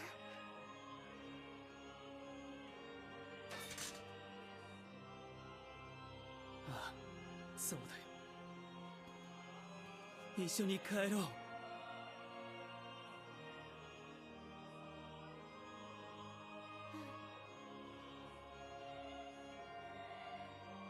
I mean, she's stagnated in her age.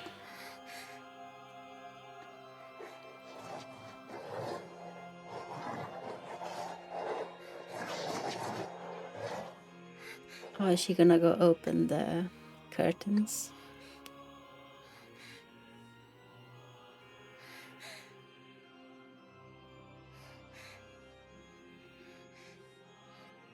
ごめんね。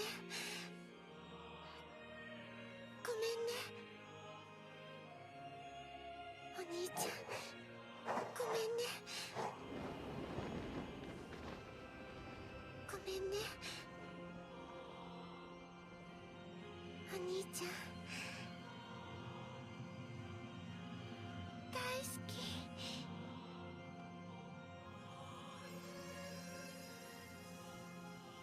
So the actual body is actually Jona's body.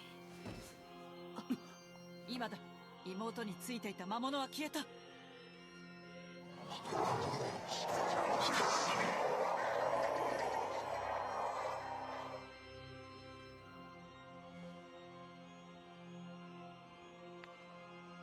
I also think the English dub does a better job not making her sound too young. Yeah, I guess so. そんな都合のいいことは言わ I ない。 haven't heard the English dub. 仲間と妹を守るだけだ。彼女たちを危険にさらす者がいれば倒すだけだ。来い、魔王。 But I guess there's a meaning behind her sounding young still. Otherwise they would have made her sound older. シロ、大丈夫か。先輩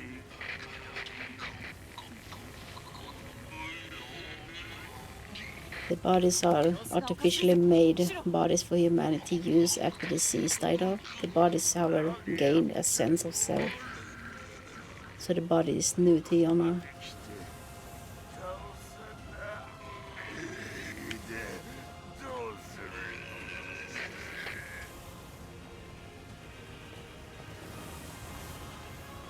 I mean, it depends which Yona you are talking about.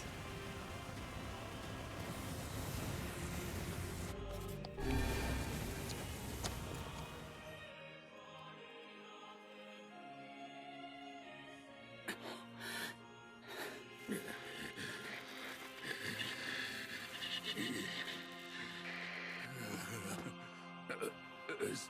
しばし待たれよ。大丈夫か。心配無用と言いたいとこだがな。シロ。いたたたた。 Shade human Chimero put Shade Yona at the replicant Yona's body. Yeah, I do understand that part. But there's two ご people, めん、ごめん、俺。おい、真に受けるな。 and the other version of Yona, the Shade version, died, right? だって。さあ、突っ立ってないでそこをどけ。我には最後の大任があるのだ。 And now we are defeating the Shade version of us. 何する気だ。あやつの動きを止める。そしてその後はお前に任せた。この先はお前一人の戦いだ。しっかり頑張る。 She killed herself so replicant Yona can see her brother. Yeah. 嫌だ。嫌だ。俺はまだシロと。まったく我はお前のそういう単純なところがきであった。楽しかったな。お前といると本当に楽しかった。しかしここでお別れだ。シロ What? Everyone keeps dying on us. 一つ言い忘れておった。何シロというな。本当は結構気に入っていたのだぞ。シロ知ってた。生意気なやつめ。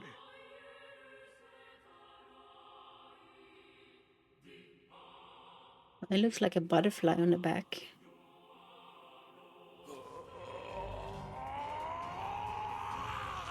Grimmer Wise has lost all of his powers. I cannot use magic. 俺には守るものがある。生きる意味がある。 What? 魔王、お前は What? Am I playing Toho now? Oh, the music changed. You cannot. Ow. Catch me. Yes, you are. The piano.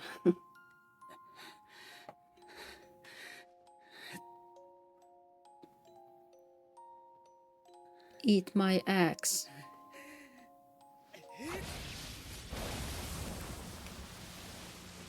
Toho Nier.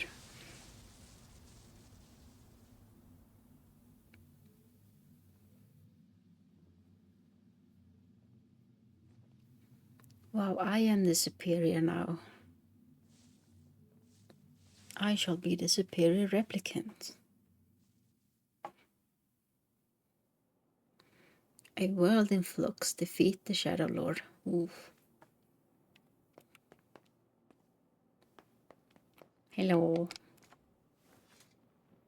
You are the boss now. I am the boss.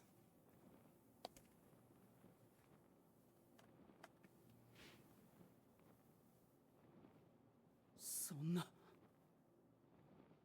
大丈夫だ。Oh.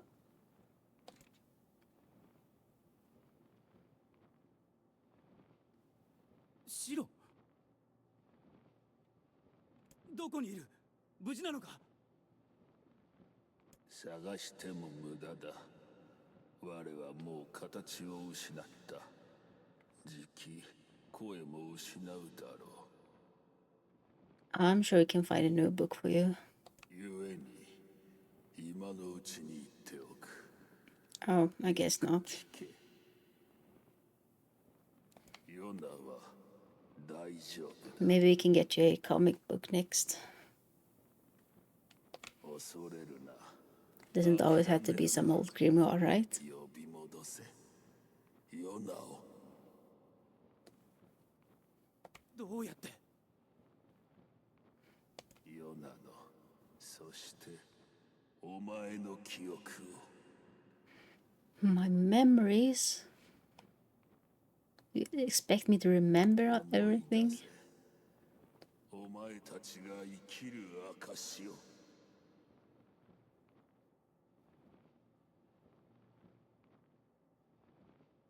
Put him in a fashion magazine. Maybe I can call it funny war. 俺たちの証。大丈夫。 Maybe we can make him digital. We can put him into a phone.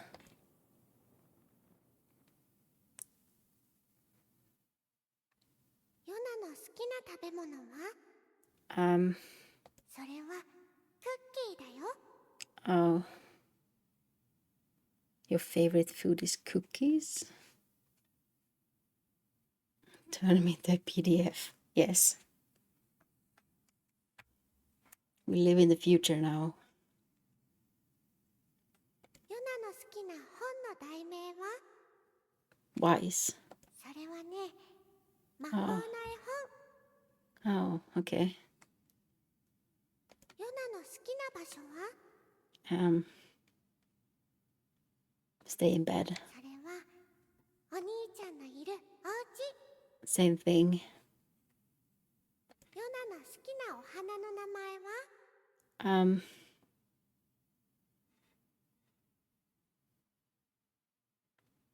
I don't know. A white flower, probably. Oh yeah, it is white.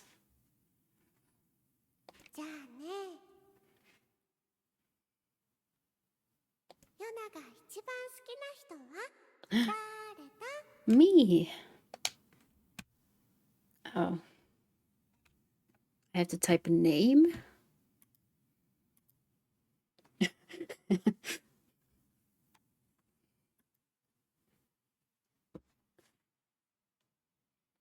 Can I change my name now? Who do I love more than anyone? Who? Okay, no, let. Okay.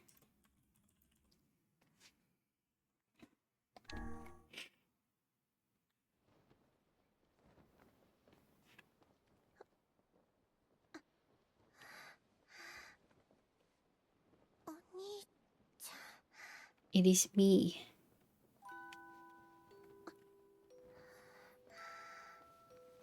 Yona.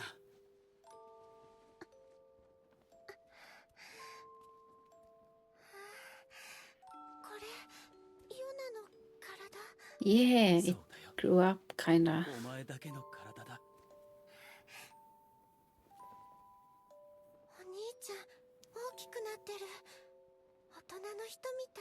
Yeah, you too.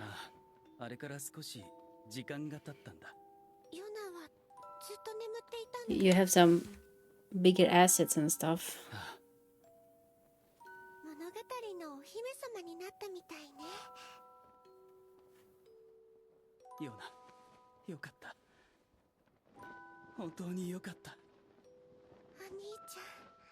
Girl, we need to swap you out of those clothes. 妹と仲良く平和に暮らす。カイネはどうするんだ。私は。もしよかったら。I mean, kinda, you got white hair as well. You can join the family. 遠慮しておこう。私にはまだ片付けなければいけないもの。Is that really the first thing you say to someone who wakes up? 個人的なことだ。I mean. では元気でな。Yeah, maybe.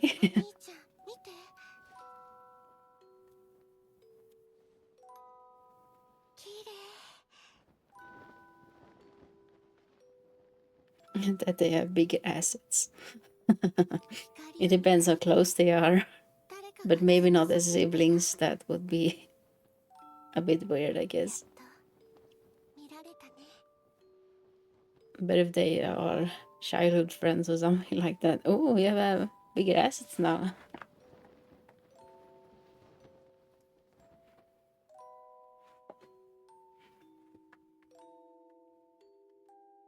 Now they can finally see it.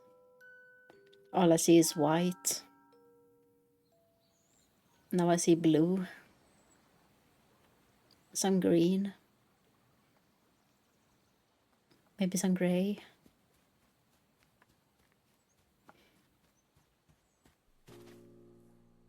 And now we shrunk again. They too can see the credits roll. Yona meant that the shades here, they can see the sun together now. Oh yeah, they can. They can watch each other burn now.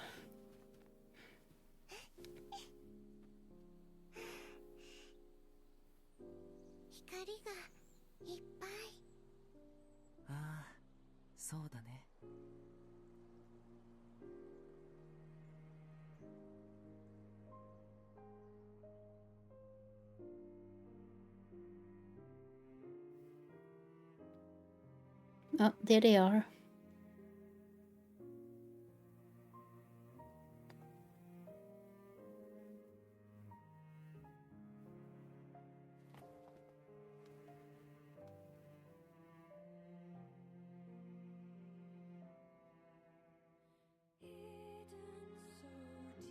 Oh man. Squeenix, Squeenix, Squeenix.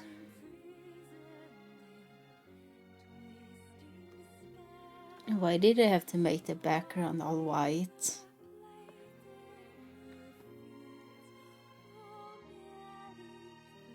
That is gonna be super annoying to look at. Barbara. Kai Ping Ping. Kao Li. Chieko Endo. Claudio Cascon. Corinne Foxton. There is a lot of David. John Chimero. So you can see the light. Great. I will be forever blinded.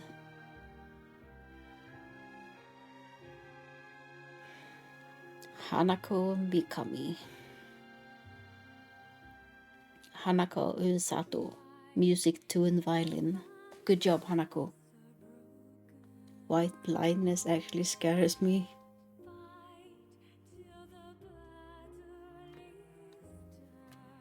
It is a lot of straining for the eyes to look at this white screen.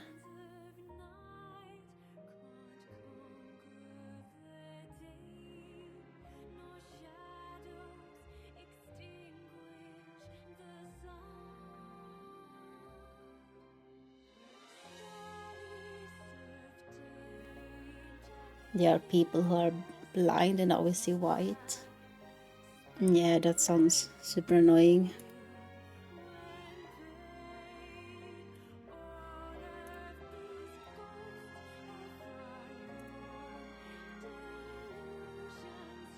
So what's next on the menu? I guess we're gonna see the end credits. And then we're gonna see what kind of ending it is.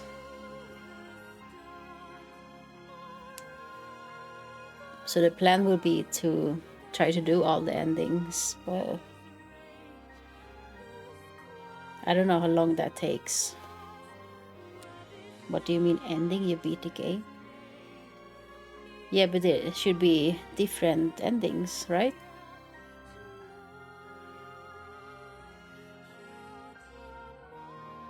Like at the part when you can decide to die. When Kaine turns into the stone. You can decide to let it all end there, and I assume that is one of the ending as well. So what I've heard, it is 5 different endings.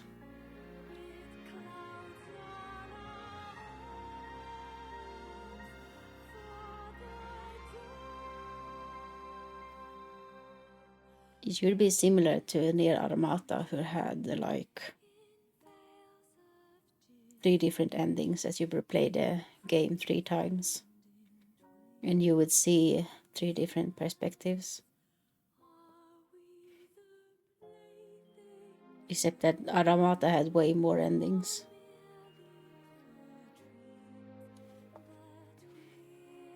You didn't know that, Kobes?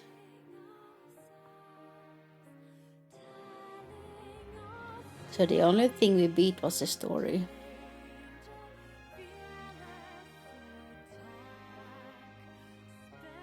It has more endings. Yeah, from what I've heard, it should have more endings.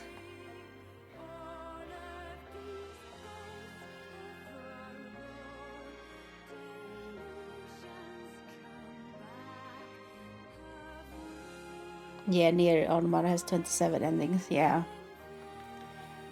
20 whole 7 endings.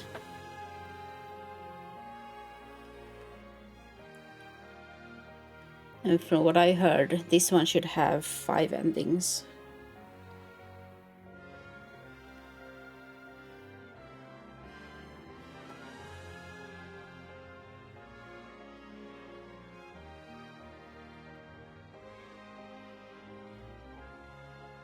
No, there is only one, right? No, I don't think so. I mean, there is one proper ending to the story, but there is of different endings.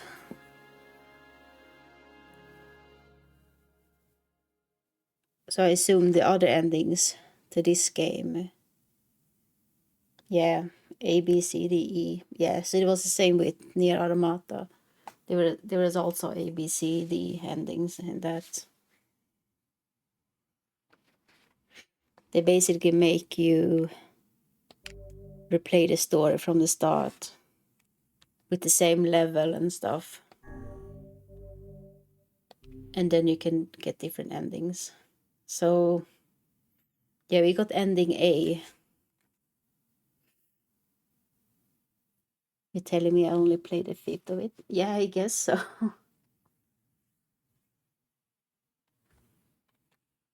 So you can see the A here.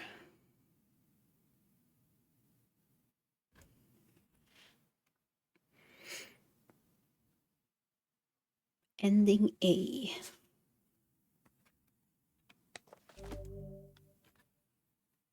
Exit the clear data save screen.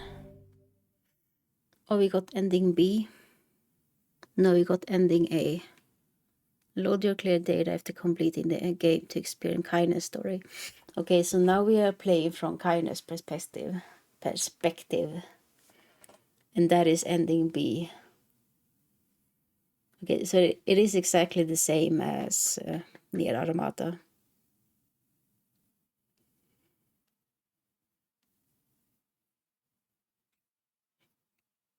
I am messing with you guys, but I watch it here to play with all the books and bonus materials, also everything Nier has to offer. From what I know, some endings require specific setups when you reach a certain part of the game. Yeah, that is true.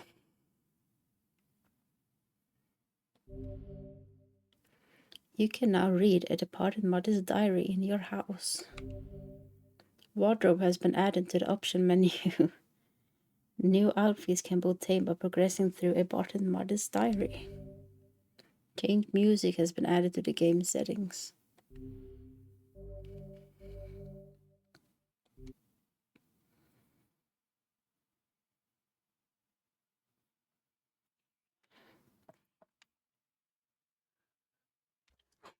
So I guess we have to play again.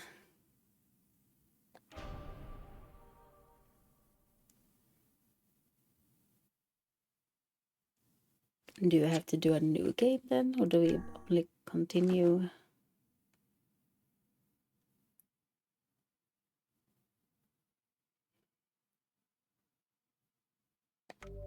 So do we have to start a new save?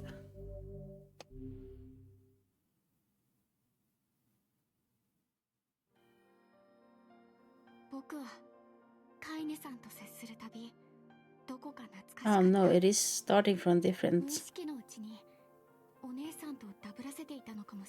I'm not sure I'll play once.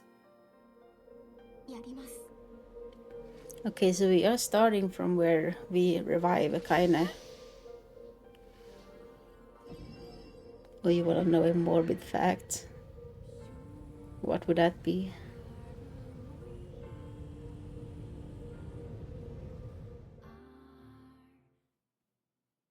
Our kindness dreams discrimination. The sound of rain filled this village. The steep cliff that surrounded the area magnifies sound, causing even the slightest drizzle to rattle like a thunderstorm.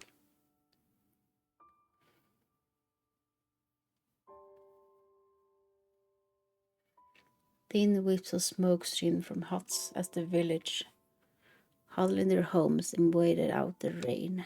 The singer child, however, had braved the downpour and was now wandering slowly toward a wooden, hawk-shaped weather vane at the center of town. The shades in the beginning of the game never attack you. They just steal and drop children books. They were kid shades. I see. I mean, I already knew that the shades were kind of people, as they were bleeding and stuff. The wonder reached the vein, which had existed for as long as Annie could remember, and stared. The child's face was seamlessly delicate and fierce, like a teacup that had survived a shipwreck. Those traits combined with pale white skin to give the face an almost sexless quality. Okay. If the beak turns east, I go home. If it stays west, then I... The child blinked. Rain slowly dripped down the young one's short hair and began its long descent to the ground.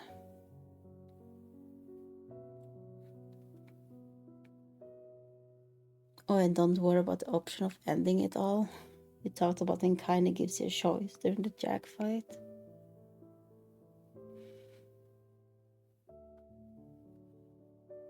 Also, will she do it regardless? So it doesn't matter which one you pick.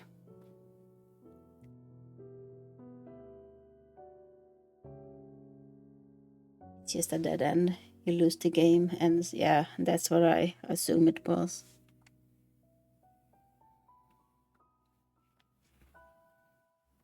But I thought it would be like a extra ending or something like that.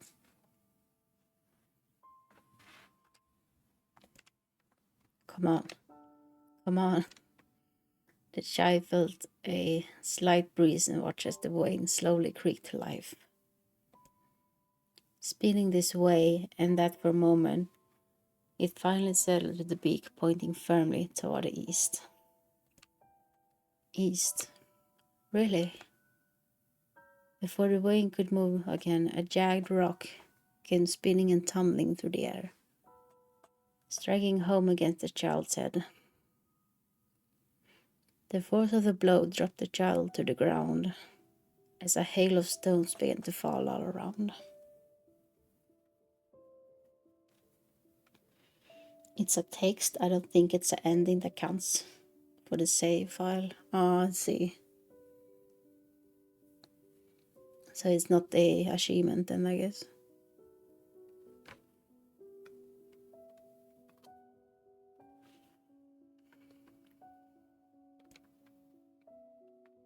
Oh no, they found me. A heartbreaking smile crept across the child's face as the stones continued their assault. Through the rain, the sound of multiple footsteps grew louder before a voice rang out. Yoho, Kaine. The voice belonged to Demo, worst of all the bullies in the area. As Kaine struggled to stand, a final stone came skidding through the mud and bunched against her foot. Blood oozed from a cut above her eye and blurred her vision, but she could make out the shape of Demo and his usual gang of idiots.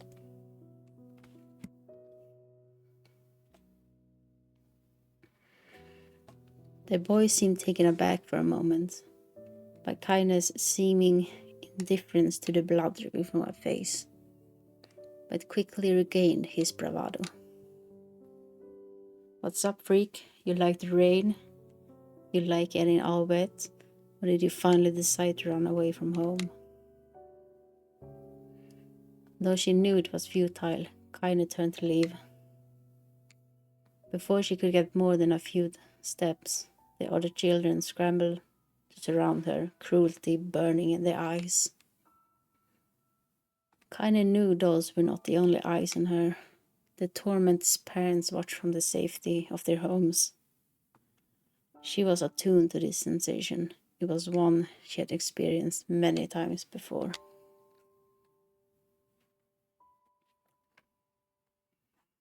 While some villagers simply turned a blind eye to the action of their children, many encouraged it openly. In a society ruled by superstition and fear, Kaine was something to be hated and, if possible, destroyed. I didn't say you could leave, freak. Demon's words chewed at her like a worm through an apple. He can't hurt me, she lied to herself. Be strong. Be brave. He can't hurt me. He can't hurt me. He can't hurt me. Oh, look, the little freak is gonna cry. What's wrong? Oh, you said that everyone hates you and wants you dead. Kinda prayed for the rain to flow down and carry her away from the world that seemed to have no place to her. But if they were gods, they chose to ignore her. As Timo crept over ever closer, the clouds began to thin and the rain slowed. Even the weather hates me. I'm useless. I'm a failure. I wish Demo's rock had taken my head off. Kinda couldn't meet Demo's leering gaze. She lowered her eyes and stared at the muddy ground below. The bully moved forward until he was inches away. You could smell the scent of old meat on his breath. The boy grabbed Kindness' face with thick fingers and yanked it upward. She tried to run away, but he forced her gaze back and jammed his thumb against her eyelid to pry it open. Show me. No. Did you just say no? Demo grinned evilly. You don't say no to me. No one says no to me. Even taking his attention from Kaine, he called to his cohorts. Come on, guys. Let's give the freak what she deserves. As soon as Demo finished, kicks and blows began to rain down upon Kaine. Demo paused, still grinning, as Kaine curled into a ball and tried to make the pain stop. I don't get you, freak. What you acting like a girl for, huh? Everyone knows what you really are. Kaine ignored the question, choosing instead to stare at the weather vane. He continued to point east, as if supremely confident about the future he had chosen for her. Go home. Yeah, that's a funny joke for someone with dead parents and no home to go to.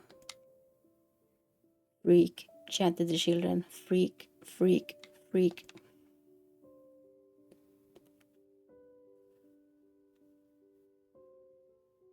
Kaine closed her eyes and listened to the rain, waiting for the pain to start again. As the clutching hands of the village children closed around her, she bent her mind to the sound of the rain, letting it become her world. Her entire world. What? Letting it become her world entire. Okay. The rain fell. Okay, so I need to drink water.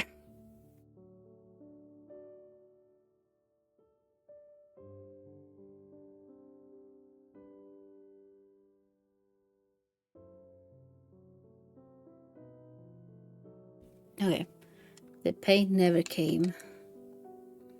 Only when the laughter of her tormentors turned to terrified cries did she dare to open a single blood-caked eye. Kaine was shocked to see Demo sprawl on the ground, holding his head and screaming in pain. She could see blood welling from spaces between his fat, twisted fingers. Oh my god, he's crying. He's actually crying.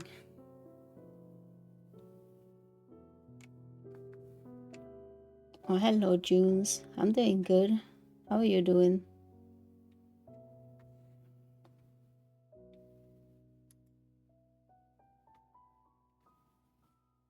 So it's never said aloud, but kind of being a replicant too is basically a faulty.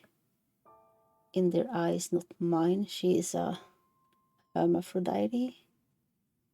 Yokotaro confirmed this. That's their way. Why are you acting like a girl lines? Oh.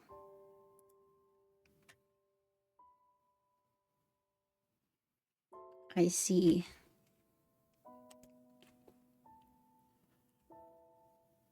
The pride of the leader and the other children glanced back and forth between themselves, as if waiting for someone to step forward and take charge. When no savior emerged, they began an uneasy shuffle.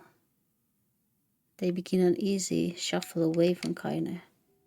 But the young girl was the least of their concerns. Instead, their attention was wrapped on the ancient woman standing a few feet away. Oh, as the kind of music starts again. I'm doing good. Just had dinner with my brothers. Oh, that's nice. Hope you had a good dinner.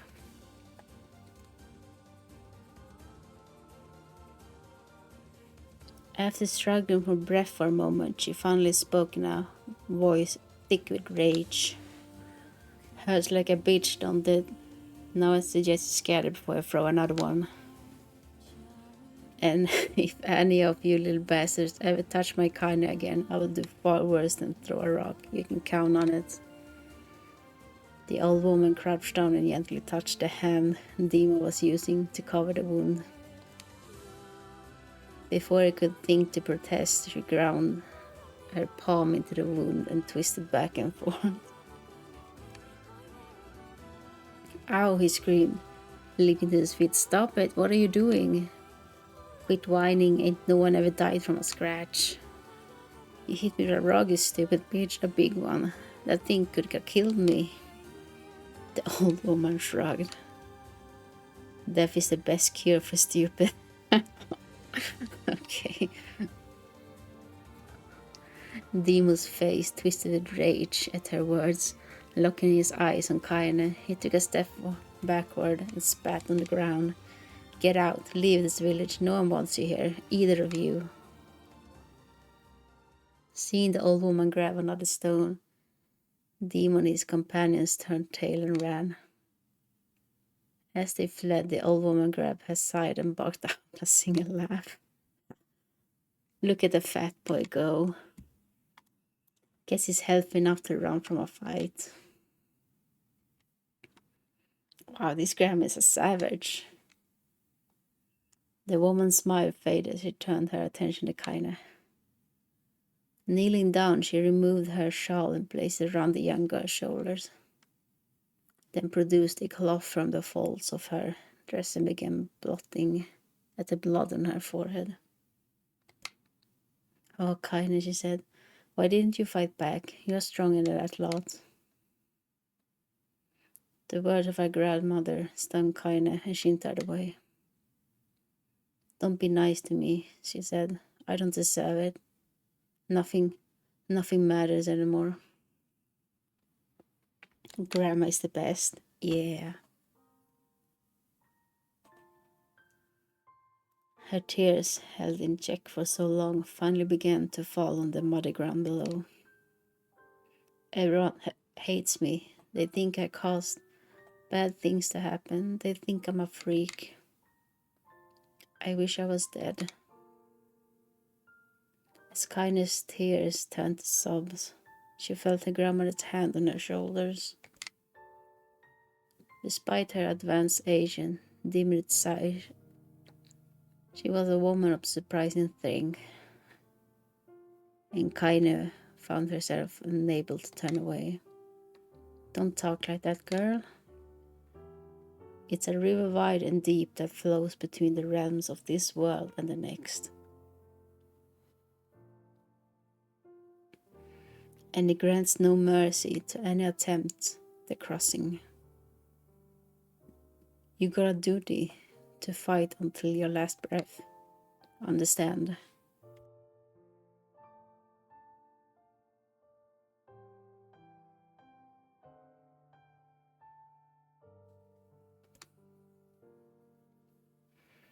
The old woman tightened her grip and tried to still the tremor in her voice.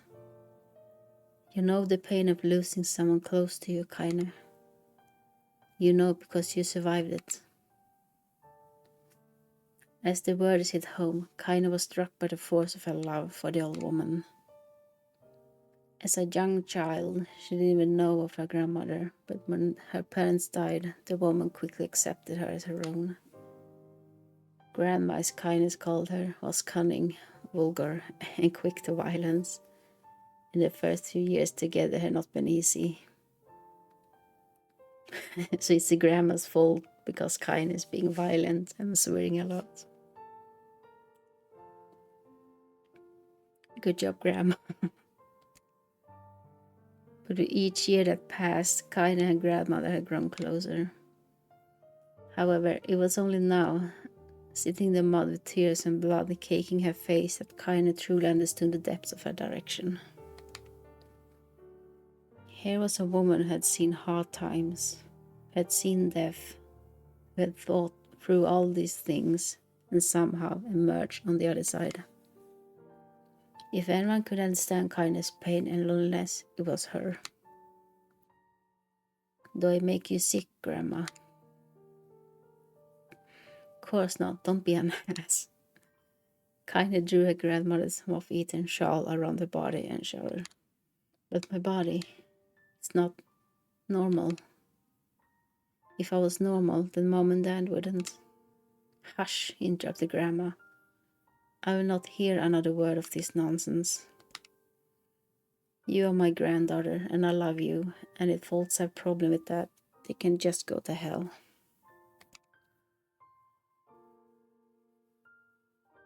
Oh, thank you for the hydrate and hot pads. I won't say no to that.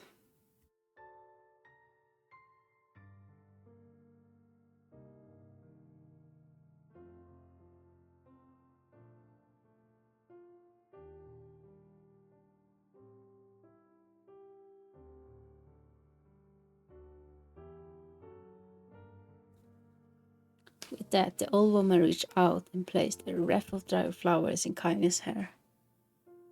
The skill it took to bend the flowers without breaking the stems or losing a single petal was remarkable, and the beautiful it made Kaine want to cry all over again. Oh my gosh, these are Luna tears. Grandma, you made these for me. Luna tears were legendary flowers. Most people could live their entire lives without ever seeing one. And yet her grandmother had somehow collected a dozen or more. Kaine reached up and touched the wreath, as if she couldn't believe it was real. Where did you find these? Just stumbled on them while I was out doing the shopping. The old woman turned away as she spoke, leading Kaine to suspect that the search had been more difficult than she was letting on.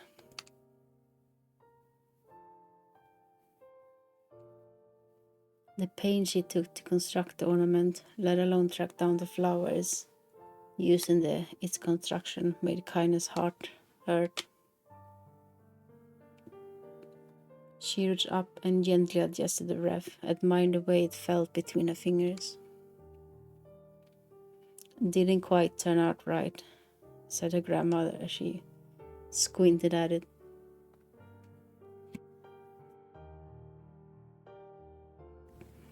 "These old hands have trouble with delicate work, but it sure looks good on a pretty girl like you."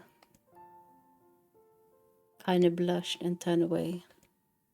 You think I'm pretty?" "Of course you are, what a fool thing to say." Thank you, Grandma." Her grandmother smiled. "We're gonna be fine, you and me," she said. "Long as we got each other, we'll be just fine." Kaine took her grandmother's hand in hers, and the two of them struggled to their feet. As they began the long walk home, Kaine gripped the hand with all her might, as if trying to stop smoke from drifting away on the wind. The rain had stopped. Kaine stood beneath the weather vane, watching it spin in lazy circles, no longer caring about the direction it faced when it stopped. "I don't need to escape. I have a home now. Grandma loves me, and that is enough. Even if it's us against the world." Kaine let her gaze drift up past the vane and into the clouded sky. The last faint hints of a rainbow were slowly fading. As she turned and headed for home, the lights gathered into a million particles and vanished, seemingly taken away on the breeze. Kaine's dreams, daily life.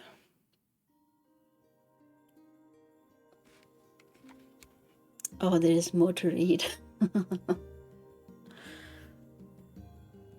It's all like that Mr. Forest thing again.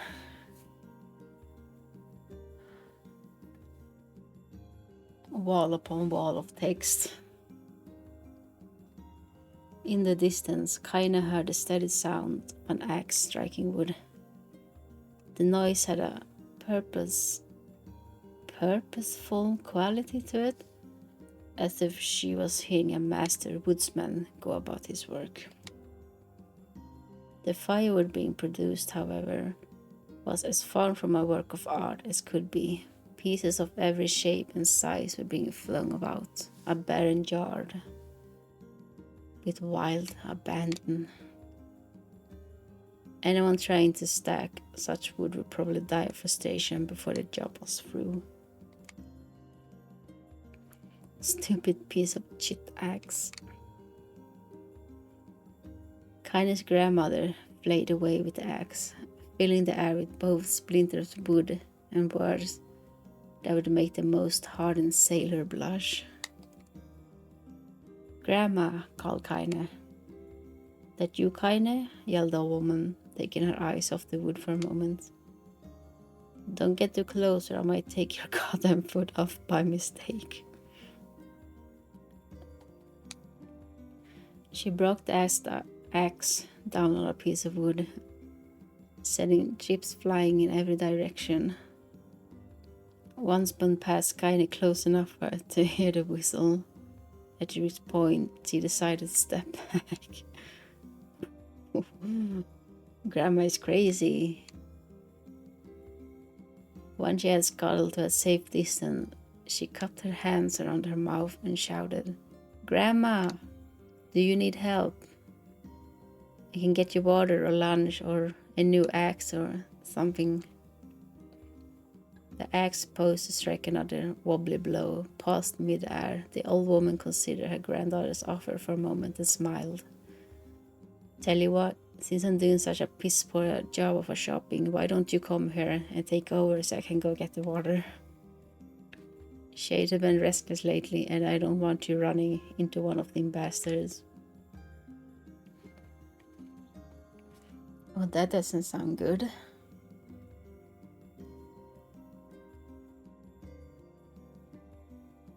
Why should Grandma get the water? Relinquishing the axe, her grandmother picked up a long pole with wooden buckets on either end. Gathering water was by far the more difficult of the two jobs, but Kaine knew better than to complain. Once Grandma's mind was set, there was no changing it.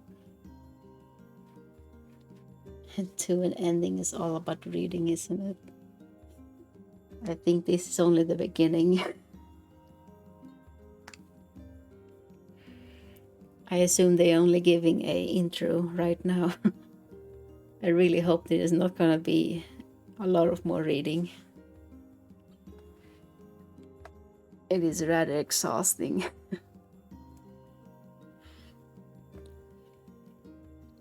Surely it's not worse than the forest reading. Kaine did her best to help with chores, but Grandma took every task that required travel to the village. Though she had a long list of plausible excuses, Kaine knew the real reason. She didn't want her granddaughter to be taunted or harassed by the villagers.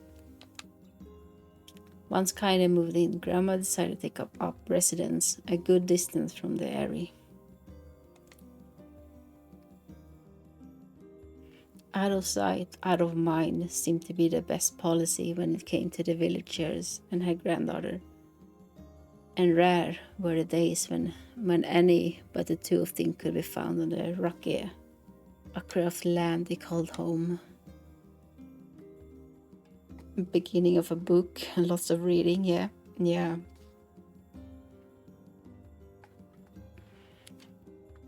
Perhaps too much reading.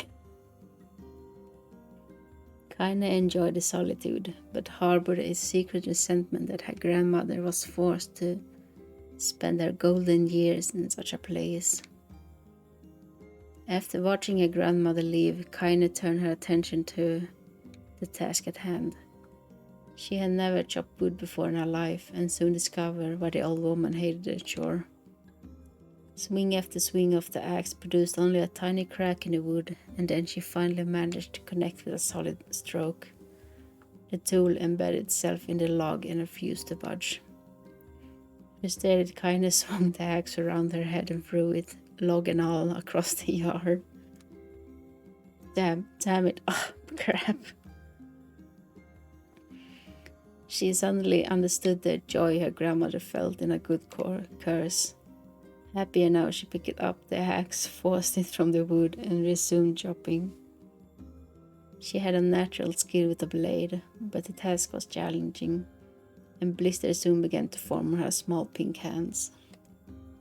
This is tough, and my logs are all weird sizes. Spinning in her palms and ignoring the pain, Kaine redoubled her efforts. Just as she was developing a rhythm, Grandma returned from the village. Oh, Grandma come back safe? Oh. Setting down her bucket with a small sigh, she took one look at the logs and coughed out a wheezy laugh. Pretty clumsy girl, you better practice if you...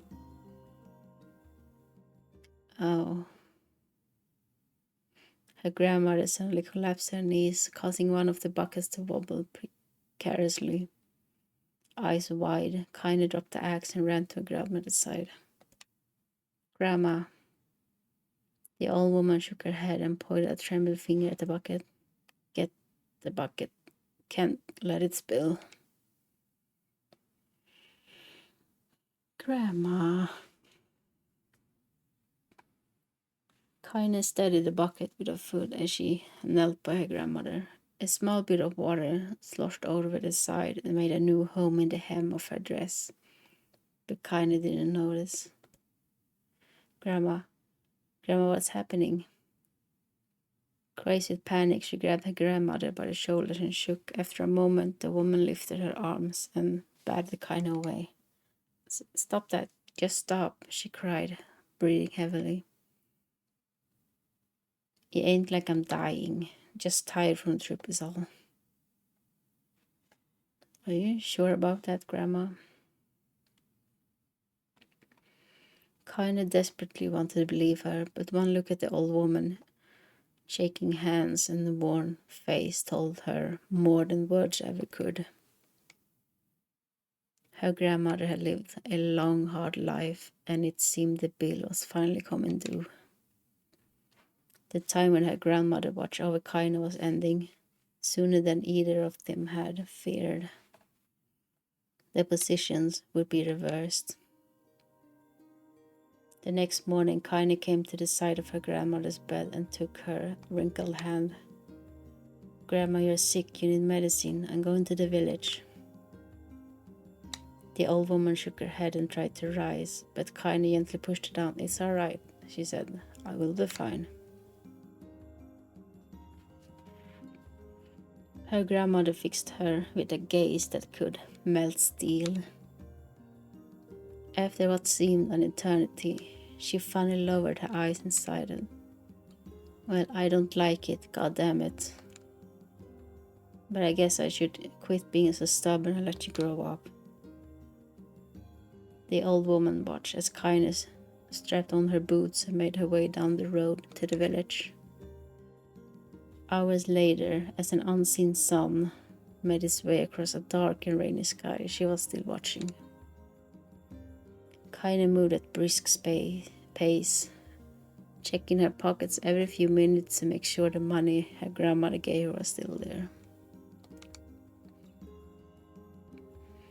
Every noise caused her to spin on her heels, making sure she wasn't being stalked by a shade or worse, Demu and his gang. But she encountered neither tormentors nor shades, and Kaine finally found herself at the entrance to the village. The few adults she could see glanced sideways at her, then muttered to each other behind raised hands before slinking away into the shadows. Her heart racing, Kaine took a series of rapid swallow breath and started to calm herself. I have to prove myself. I had to help Grandma. I had to be strong. She chanted those words to herself over and over as she slowly made her way. Finally, her eyes settled on a rotund older woman who was angrily waving her arms in the air and telling anyone who would listen exactly what she thought of Kaine's presence. "Hey lady," said Kaine with a bravado she did not feel. "Where's the apothecary?" Apothecary? Is that how you say it? The woman's flabby cheek shook in bewildered anger. How dare these things speak to me? They seemed to say, but Kaine saw that her eyes held a different emotion, fear. "Yeah, we are both scared, lady. Trust me on this one." "Which way?" Kaine repeated.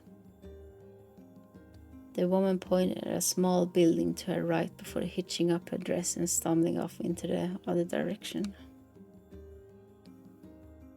Kaine cringed, expecting a stone to come flying from the assembled crowd, but none came.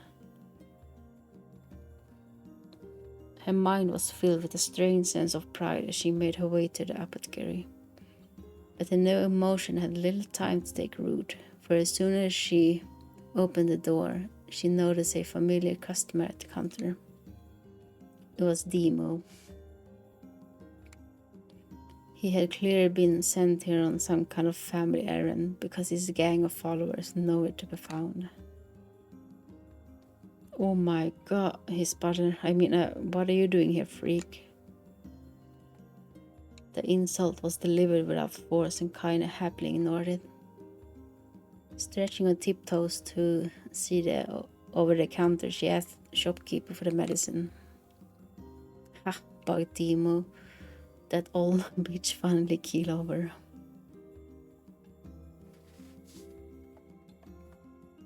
"Do you want me to read a page with TTS?" "No, it's okay.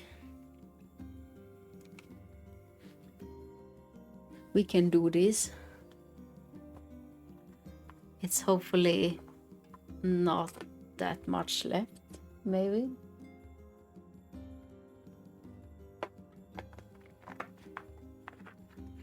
"Go to hell, Demo."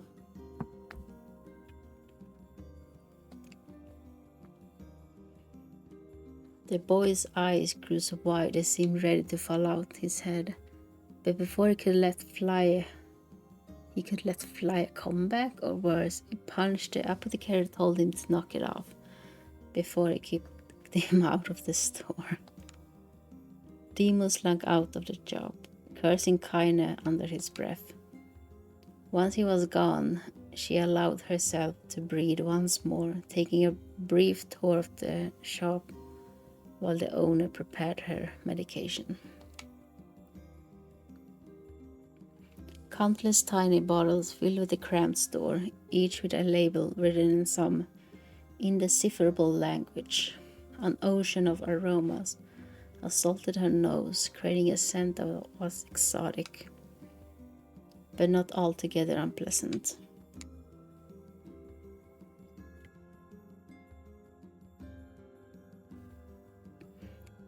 Seeing such a variety of supplies gave Kaine a sense of peace. Surely in a world so vast, there would be a place that she could call home.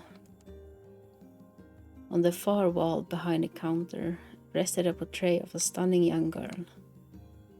The picture had once contained bright, vibrant colors, but the time had worked its cruel magic, and they were beginning to fade. The beauty of the work, however, remained undiminished. "You like that picture?" Kaine turned to find the apothecary with a small vial of medicine in his hand. His eyes were gentle but sad. They seemed to stare through her and into nothing as he spoke. That's my daughter. I sketched it when she was just a little girl. She's been dead a long time now. Connie didn't know how to respond. She just stared at the portrait and tried to come up with the right words. Pictures are wonderful things, continued the shopkeeper. They let the ones closest to you live on forever. He shook his head slightly, then looked down at Kaine and smiled, handing her the medicine. He reached into his sizable green apron and produced a handful of old wax crayons. You should have these. There's no one left that I wish to draw. Kaine took an instinctive step back, causing the shopkeeper's face to darken. Yes, I heard the rumors about you, he said. It's a small village and the word travels quickly. Between you and me, I'm not sure which of them to believe, but I also didn't think they matter much. I know your grandmother, Kali, and I think the way she was driven out of this town is just deplorable. Grandma's name is Kali? Both kind suddenly. All these years and we didn't even know Grandma's name. I guess it wasn't important. Her name is Grandma. And Grandma is Grandma.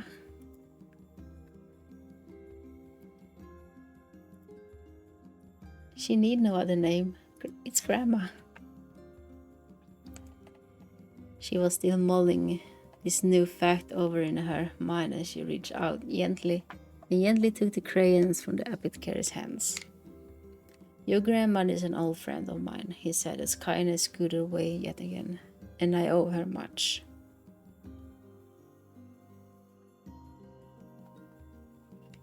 When they asked my grandma's name when I was young, I was like, Grandma. Yeah, it's the same as, what is your mother's name? Mother?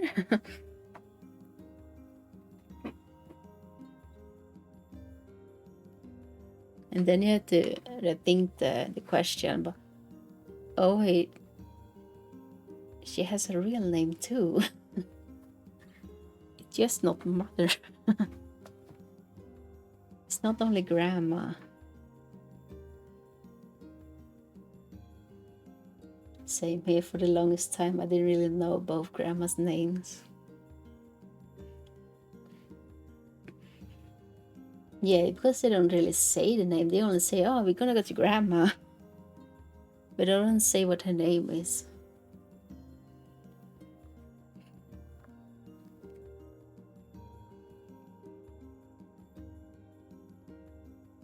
Exactly. They just expect you to know the name. They set us up for failure. But it's also, Grandma also says like, oh, can you give that to Grandma? Can you help Grandma?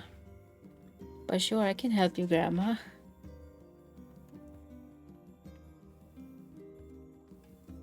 Even the grandma doesn't say her name.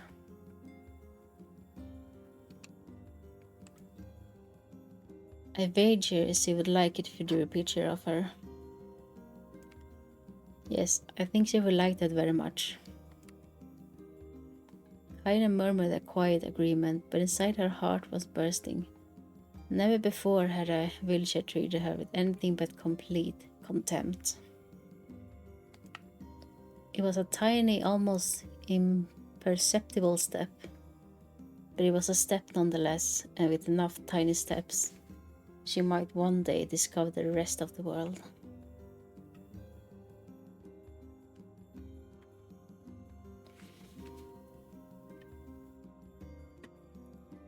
What is this list?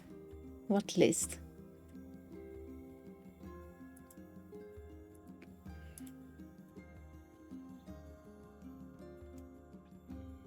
When Kaine returned home, she found her grandmother asleep in her bed. Her feet were blackened and raw, even bleeding a bit in places, leading Kaine to think that she had been pacing around the room until exhausting finally caught up with her. Suggest a game?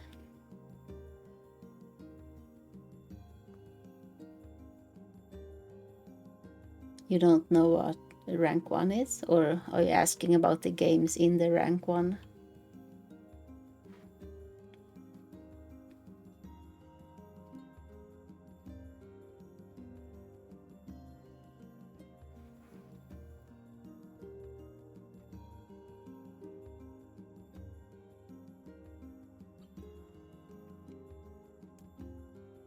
She placed the medicine by her grandmother's pillow and turned to leave, but found the old woman's hand clasped around her arm. Back already, are you? Asked grandmother with a yawn. Come on, let me have a look at you. Grandma sat up and examined Kaine from head to toe, finally satisfied with that nothing terrible had befallen her grandchild. She leaned back and allowed herself to relax. Well, how was it? Those bastards gave you any trouble? It was kind of fun, said Kaine with a smile. No, seriously, it was. Fun, eh? Asked grandmother in a voice which implied she believed anything but. So anything you need me to run an errand, just let me know.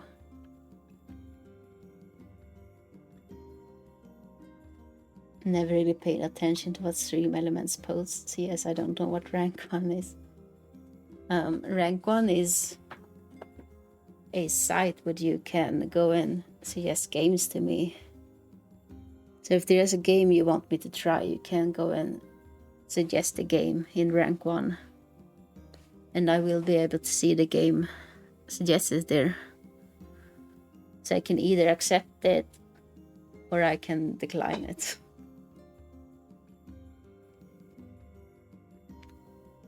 Who suggested Elden Ring? Snowbell did. My faithful pixel emote artist. He said he wanted to see me suffer in Elden Ring.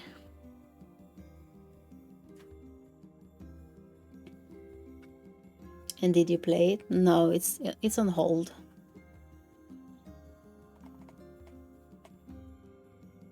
It's only in the want to play for now.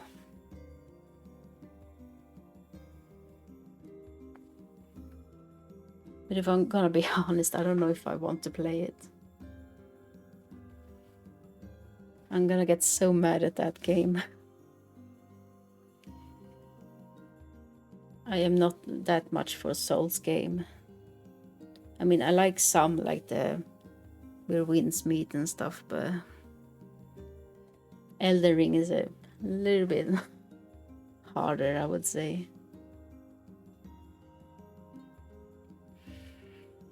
Perhaps I will do it one day as a punishment or something like that for a follower goal.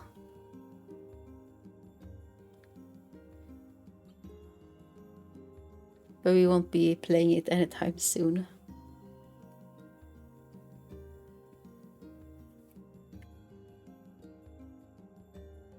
As punishment, yes. I see that game as a punishment. If I have to suffer through playing that, that's a punishment.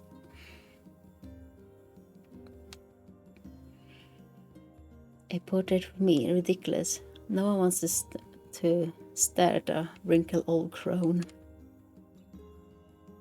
But Grandma, I will make you live forever.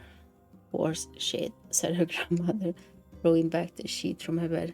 Living forever would just piss me off. Now put those crayons away and help with dinner. But Kaine would not relent, and in the end Grandma found herself leaning against the wall of their house, as if posing for a master artist. Kaine took up the crayons, eyed her subject carefully, and set to work. Just as her grandmother was about to nod off, Kaine finished a piece. After staring at it for a bit, She released it from my grip and let it slowly drift to the floor. It's terrible. It doesn't look like you at all. I'm sorry, Grandma. I thought this crayon would, you know, make drawing easier or something. The old woman's eyes narrowed at her granddaughter's disappointment. Let me be the judge of that, she said, ignoring the pain in her back and reaching for the paper. The sketch could have been a person's face. It also could have been a boulder, a lump of clay, or an incredible misshapen loaf of bread, all rendered in a chaotic array of colors. Sounds like a nice picture. The old woman stared at the picture for a long time. Then she slowly wheezed out a laugh. Oh, kinda, she said between laughter. You truly are my blood. You're as clumsy as me and I love it. But, hush, I won't hear any more bull out of how ugly you think it is. It came from the heart and I will treasure it always. True to her word, the old woman gave the picture a place of honor above the kitchen table.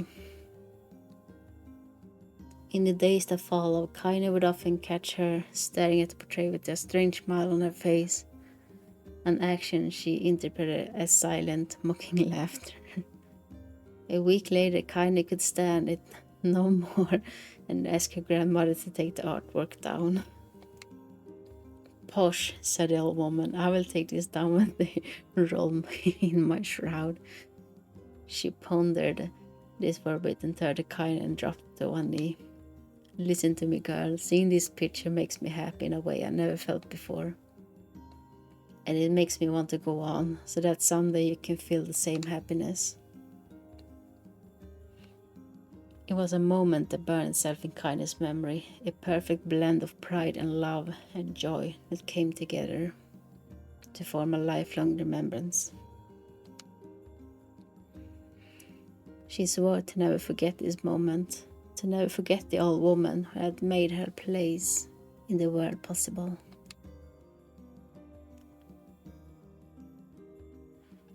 Time moves on, people and memories move in and out of a life like ghosts passing through a hall. But this moment will be different, Kaine swore, because I will remember it forever. Forever. There is more. Okay. Okay, I'm gonna take a quick break. I will be right back.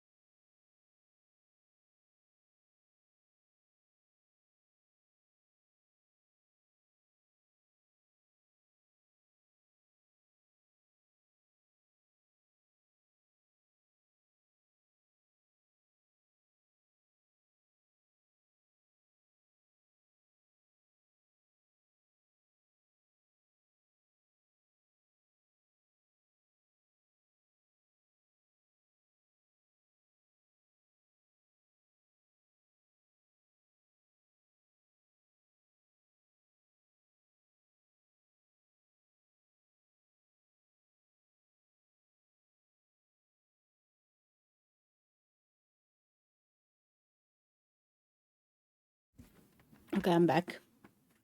I miss Chimero. I wasn't gone for that long.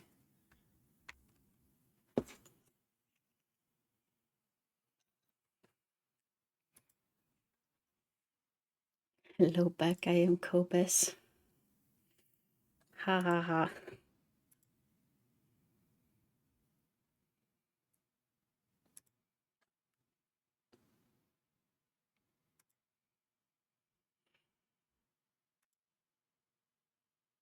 I still miss you, it felt like for you guys are so dramatic.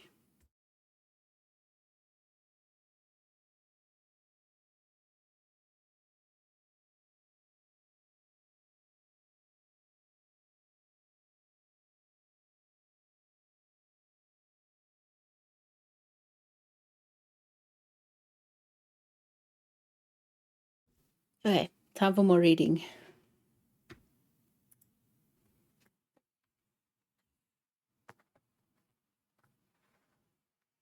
Kinda listened to the sound of crackling firewood and stared at the black object on her plate. She'd been pushing around the wooden disc for a good 10 minutes, ignoring the bemused stare of her grandmother.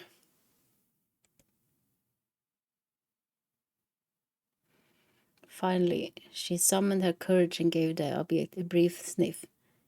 A sharp, bitter scent flew up her nostrils and made its home there, causing her face to twist with disgust.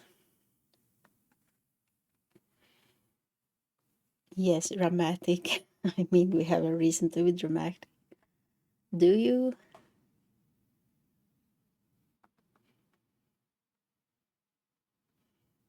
Is it a good reason?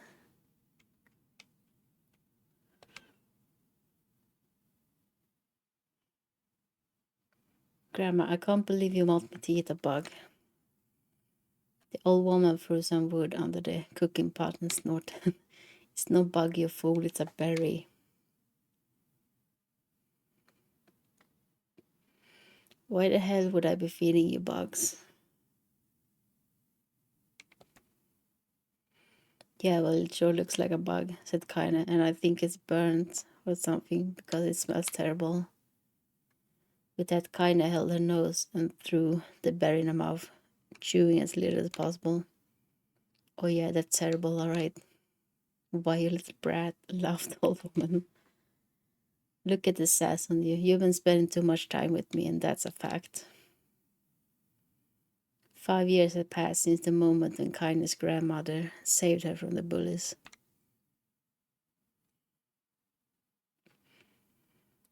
As is often the way with two stubborn people, the relationship had grown in fits and starts, but moved forward all the same. Meals that used to be somber affairs were now filled with laughter and hurled abuse in equal measure. You never asked if it was good. So is it good?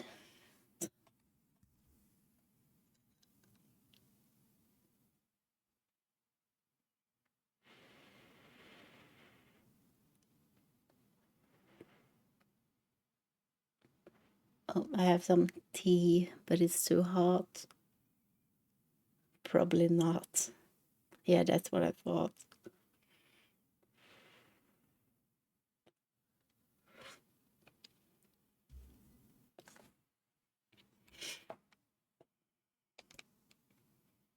Kaine could not remember a time when she had been happier. As the years went by, Kaine started to shoulder more and more of the daily responsibilities. Her grandmother's leg grew weaker by the day, and she could no longer do many of the chores she used to take for granted. And so this morning found Kaine lacing up her work boots, the breakfast of burned berry rolling through her belly. Where are you going today? Asked Grandma suddenly.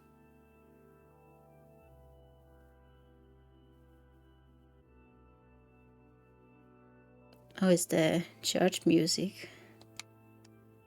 Kaine looked up, surprised. The old woman rarely asked for specifics anymore. Well, I was gonna check out the calma trees and see if they were ripe. I thought we could make some jam or something. Oh, I'm going to pick up some flagstones, so I need to take the wheelbarrow. Flagstones? What in the hell for? Kinda stared at her grandmother, then held on her arm and swept it around their home. Constructed mostly of clove, rope, and rubble, the old place sagged like a boxer in the final round. What? Grandma, dying cat, could chew through this house. I'm going to build a stone wall so we have some protection. The old woman laughed, exposing her toothless grin to the wall. Goddamn girl, if a bunch of thieves want to ransack this old place, let him come. We got nothing worth stealing anyway. I'm not worried about thieves, I'm worried about shades. People saw one west of the village yesterday. The old woman tilted her head and stared at her granddaughter. Well, shoot, I don't know why you have to do it today. We can worry about it some other. Grandma, no. If I don't go to the calma trees, we won't eat tonight, you know that. A confused expression passed across the old woman's face, and for a moment she was a small child lost at a carnival. Yes, she said after a bit. Yes, of course you're right. I'm sorry, kinda. Lately it seems my mind is... She didn't finish the thought, instead walking over to her nightstand and gently taking the wreath of Luna tears from the jar. The flower's petals had aged to a brilliant whiteness, and kinda thought it was more beautiful now than the day she first received it. You're gonna be a true woman soon, Grandma said as she placed the flowers in the girl's hair. So that means less chatter about shades and building defensive walls and more talk about how beautiful you become. Annoyed, Kinda reached up to remove the garland, but the look on her grandmother's face stopped her hand. You are a beautiful thing, said the old woman, and there ain't another like you in all the world. I'm very proud of you. Okay, Grandma, that's enough goddamn compliments one day. Such a mouth on you. Where did that come from? Gee, I wonder. I will teach you to sass me, girl, yelled Grandma. Suddenly, she lurched forward and grabbed Kinda by the ears, pulling her around the room with a crazy grin on her face. Grandma, yelled Kinda in a squawking voice. Grandma, stop it, what the hell? What the helly? The old woman stared at her and blinked, then slowly held her wrinkled hands out as if it was the first time she had ever seen them. Oh, I don't know what happened here. I'm sorry, girl. Sometimes my mind just... Kinda thought the look on her grandmother's face was the most heartbreaking thing she had ever seen. Listen, she began. Maybe I should stay home after all. No, I won't have you stay here to keep an eye on an old codger. Codger? Codger? Like me? Codger? I don't know. I never heard that word before in my life. You get your fruit and your wall and whatnot, I will be fine. And when you come back, I will have a nice grasshopper dinner waiting for you. Grasshopper dinner? Oh gee, thanks Grandma. Kinda rolled her eyes, then kissed her grandmother on the forehead and made ready to depart. Trying desperately to ignore the worry that was gnawing at the walls of her heart. Kinda could feel the old woman's eyes watching her as she moved down the path. Don't turn around, she told herself. But in the end of the temptation was too great. She spun on her heel for one final look and saw a small bent woman standing in front of a ramshackle hut with a sad expression on her face.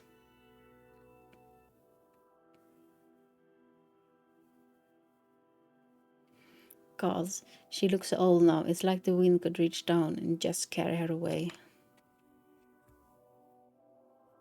Ayo, it's snowing. Went getting some pistachios and saw it's snowstorm outside. Oh, really? Sounds fun.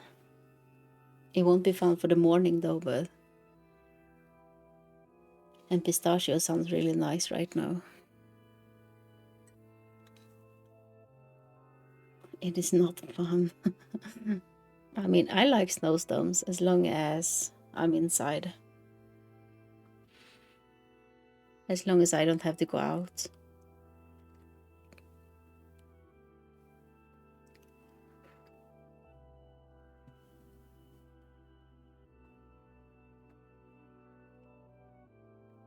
It is quite cold here though. It's -10 right now. Here, hands you one. Oh, thanks. Crunch, crunch. Wow, it's so delicious. How very generous of you.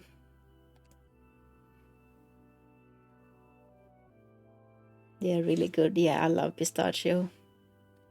Generous.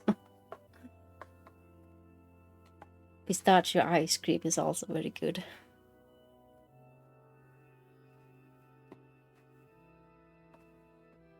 Finally, as dusk approached, she decided to call it a day. Cursing herself for the lack of focus, Kaina pushed the nearly empty wheelbarrow back to the path.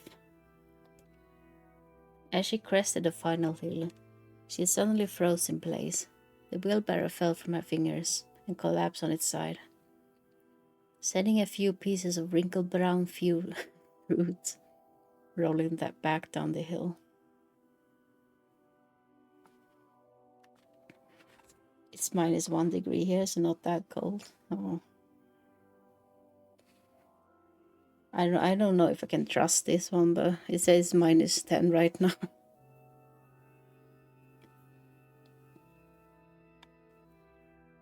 I don't think it's snowing though, it's just really cold.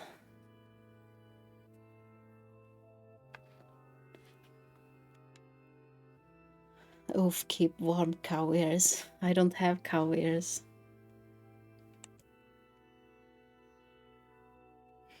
Her gaze was transfixed by a thick black cloud that hovered just ahead.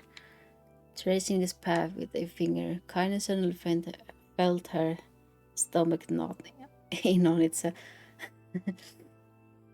Oh, I cannot speak anymore. No, oh gods, no. I am forgetting words. I believe in you. Thanks. The music is changing.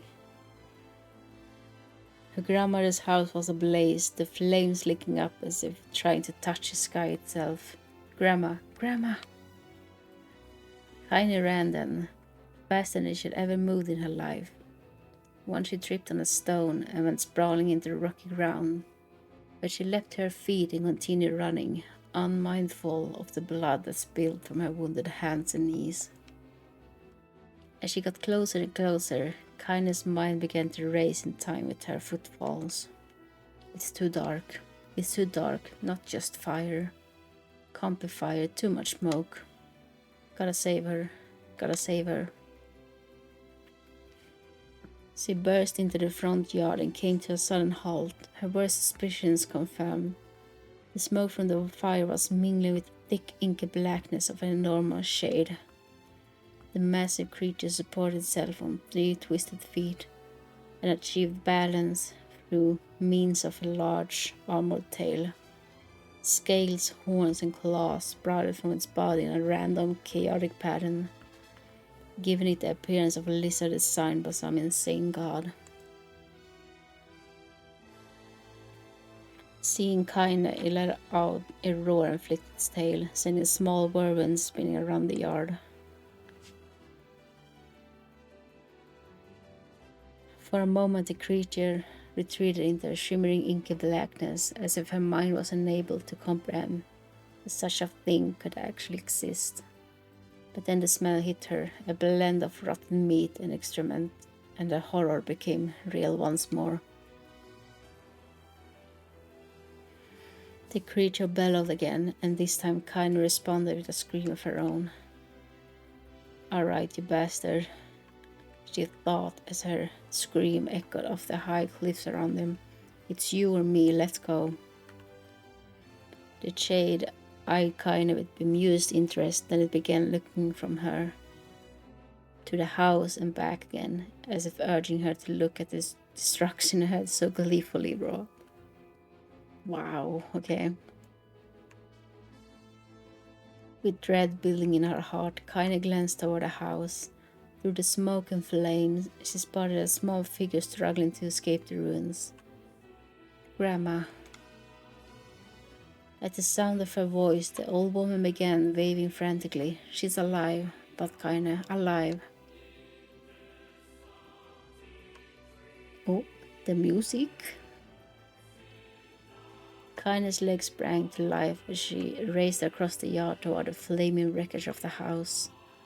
Before she could advance more than a few steps, the shade opened its mouth and let out a roar powerful enough to uproot the trees and send them flying.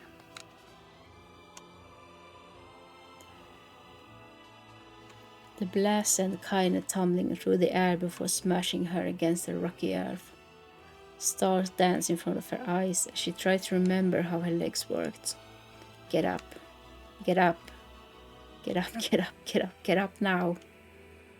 As Kaine struggled to her feet, the shade stomped toward the house and pinned her grandmother to the ground with the tip of a claw.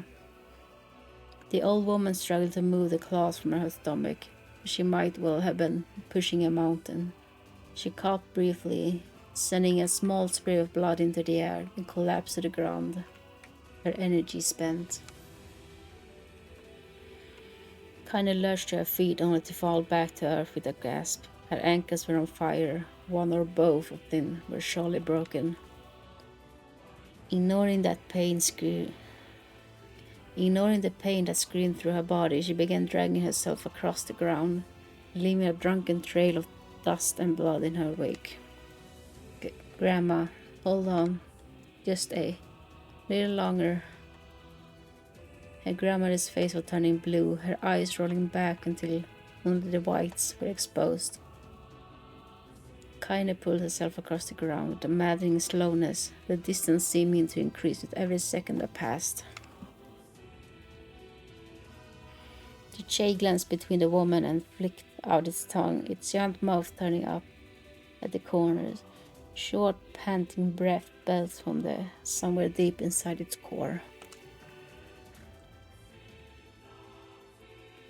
"Bastard, laughing at us." She had no idea how such a mindless creature could experience emotion. But there could be no doubt the shade was taking joy in their suffering. "Yeah, I see your plan." The shade moved its claws slightly, allowing Grandma to breathe again. It was clearly keeping her alive, only to snuff out her life when Kaine was close enough to touch her. "I'm gonna kill this bastard." Summoning all her strength, Kaine rose to her feet. There was a sickening snap from her right ankle as the foot twisted backward, but she forced it from her mind and began to hobble toward the monster. Pulling a small knife from the pouch of her waist, she leapt on the foot and that pinned her grandmother and plunged the weapon deep. "Give her back," she screamed. "Give her back to me." It was like a stabbing rock. After a few swipes, the knife broke in the hilt with a dull snap. The shade panted laughter again, then raised his tail and sent it rushing through the air toward the young girl that was lashed to his foot.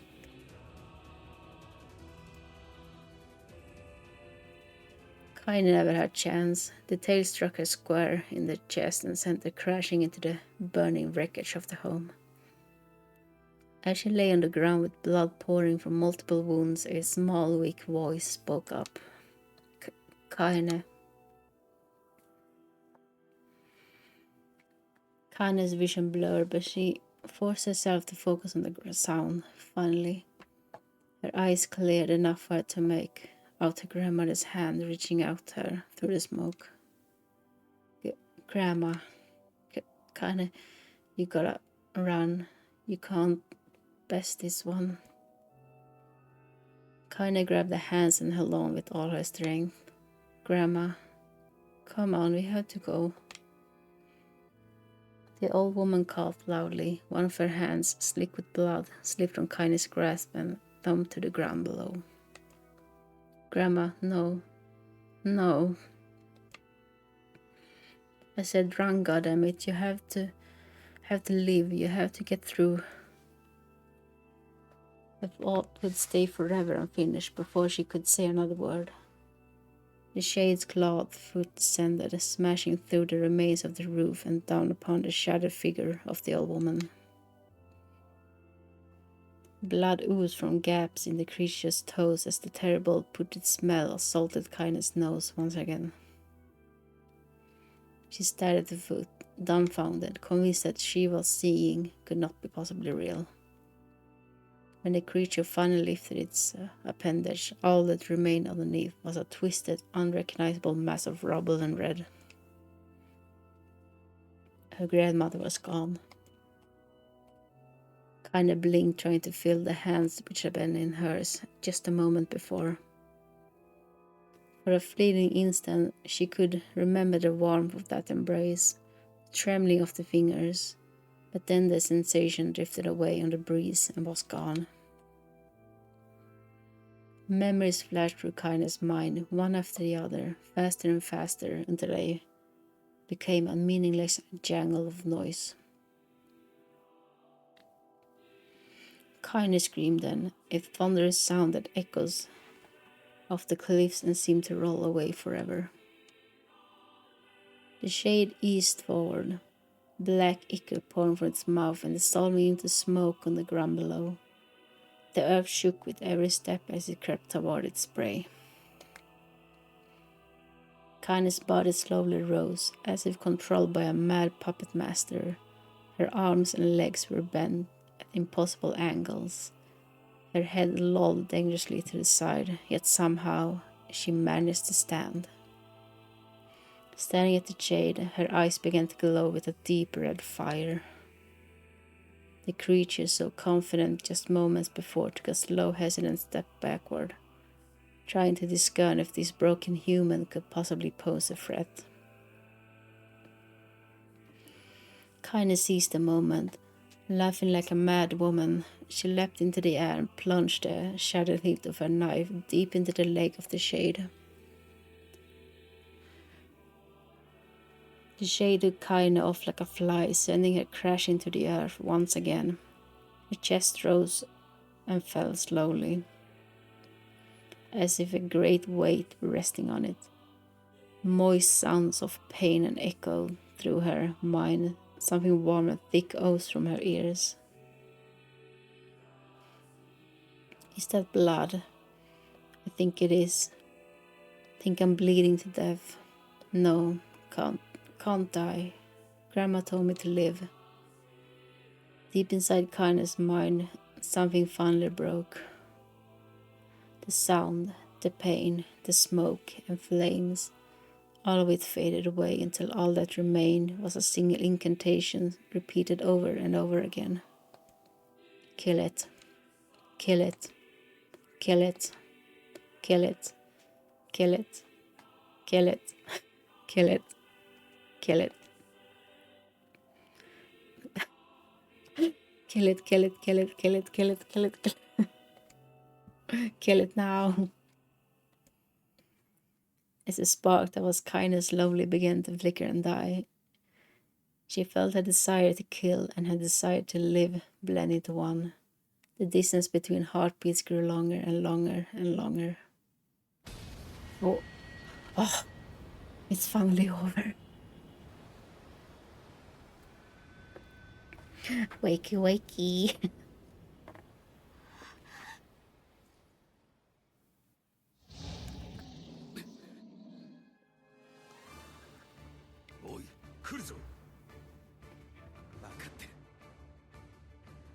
Are we playing as Kaine now? Maybe.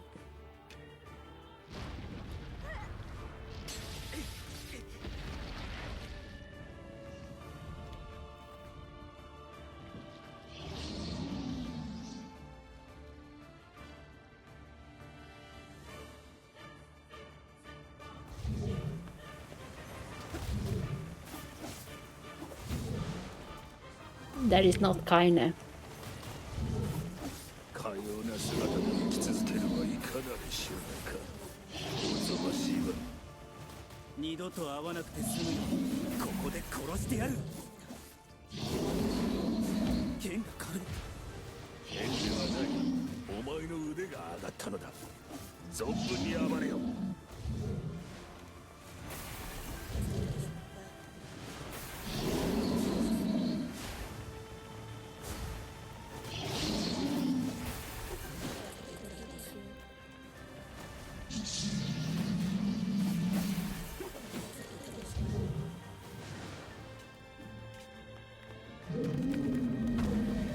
I wanted to play as Kaine.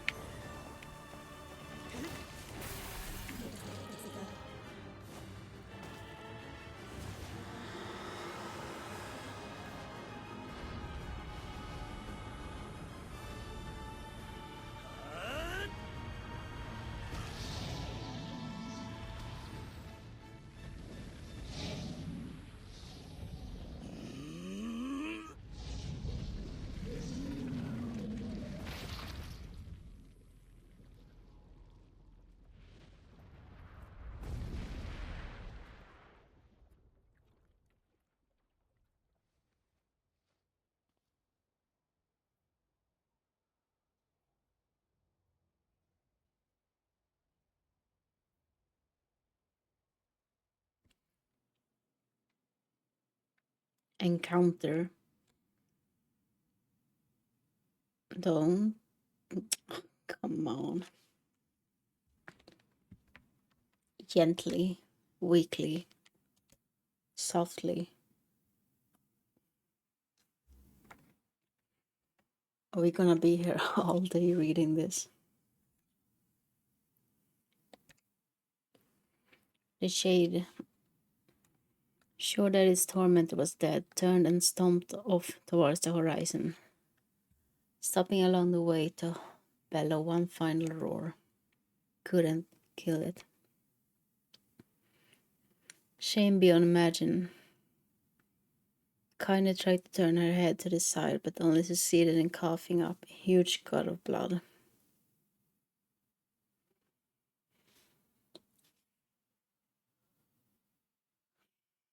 It was getting difficult to see, and only after a moment of fierce concentration did she realize that her left eye was gone. Laughing to herself, she turned her remaining eye to the ruins of her home and noticed a ragged stump of arm resting a few feet away. Yeah, that's mine, she thought with a mad giggle. This is gonna make clapping a real bitch. Ha, cried a sudden voice from the depths of mind. Finally gonna die, are you? Well, you had it coming. Go to hell, Demo, thought as the unseen assailant. Go to hell before I pluck out your eyes and feed him to a dog. The voice of her childhood terror evaporated into smoke, only to be replaced by another, more recent voice. Hold still, said the apothecary, materializing from the ruins like a ghost. I want to draw you. That way you can live forever. A book reading stream, yeah. I don't know for how long we've been doing this.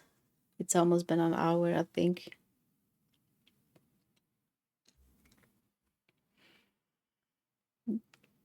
I want to draw it that way you can live forever. No, stop. Don't want to live forever. I want to die right here. I see, he said quietly. Well, if that's what you want. Then the spectral shopkeeper flirted in and out of existence for a moment, then produced a piece of paper and sketched quickly. After a few seconds, he turned the page to Kaine and smiled. Since you rejected my offer, I decided to draw someone else. It was a picture of her grandmother, real as life. Kaine opened her mouth to thank the man, but stopped as the picture began to blacken in the middle. Before she could say anything, dozens of multi-legged insects began to swarm across the image, tearing at it with sharpened pincers. Stop, no, don't hurt that picture. Kaine reached out with the remaining arm and waved. futilely at the air.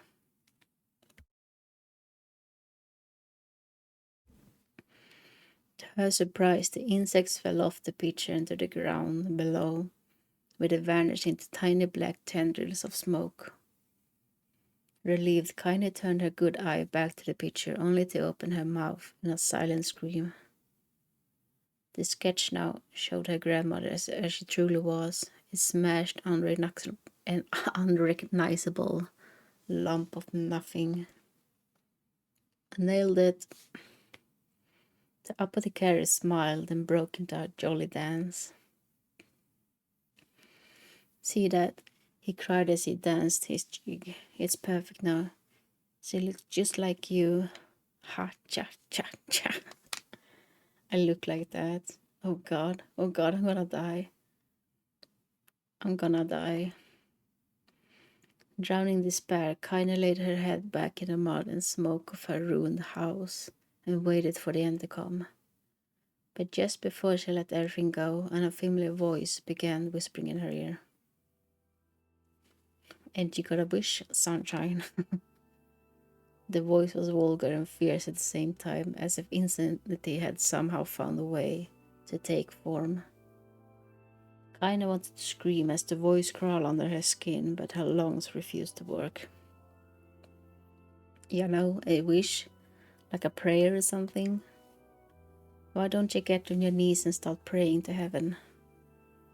Please, invisible man in the sky, save me, save me. Ha ha ha ha ha. Kaine finally resorted to shouting at the voice with her mind. I don't make wishes, they don't come true for me. I'm a curse, a freak. I should be left to die. The other voice boomed in her ears. Bah, oh god, you are the best. Kaine glanced down and saw a black, shiny substance oozing from her legs. She tried to brush it away, but her remaining arm would no longer respond. The substance slowly crept around her feet, and then began moving up toward the rest of her body. Is this death? It is what it's like. Or is my mind just losing itself? She could feel the slime oozing upward, feel the hot searing pain it left in its wake. Whatever might be happening, she was still alive, and this was real. Come on, said the voice, let it go. Kaine tried to ignore the voice and concentrate on the pain, but the newcomer would have none of it. Don't you know me, sunshine? You're ready to give up, ready to die, so why not let me have it? Have what? Your body, come on, give it to me, give it to me. I want to stand on the ground, feel the rain, taste the wind. The voice paused, as if licking its lip. When it resumed, it was filled with mad, unabated joy. And I want to take your hands and use them to choke the goddamn life out of people. I want to tear out their throats and bathe in their blood, just like before. In response, Kaine shifted her head and vomited. The warmth of it crept down her front and mingled with the pain of the encroaching black ooze. Are you a shade?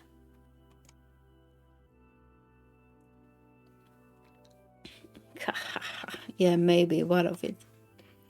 The slime reached her face, crept up past her nose, and slowly oozed into the socket of her missing eye. The moment it touched her brain, Kaine was struck by the most powerful sensation she had ever felt in her life. It was ecstasy. She wanted to scream with delight, but all she could manage was a small whispered moan. Feels good, don't it? I cannot speak. Feels good, don't it? Asked the voice with a chuckle. Yeah, what can I say? I know how to please the ladies.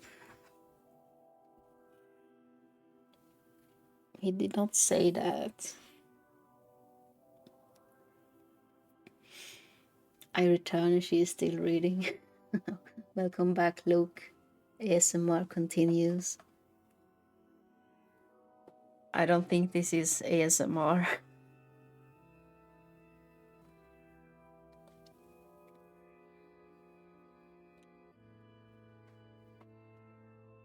The way I keep breaking in the sentences.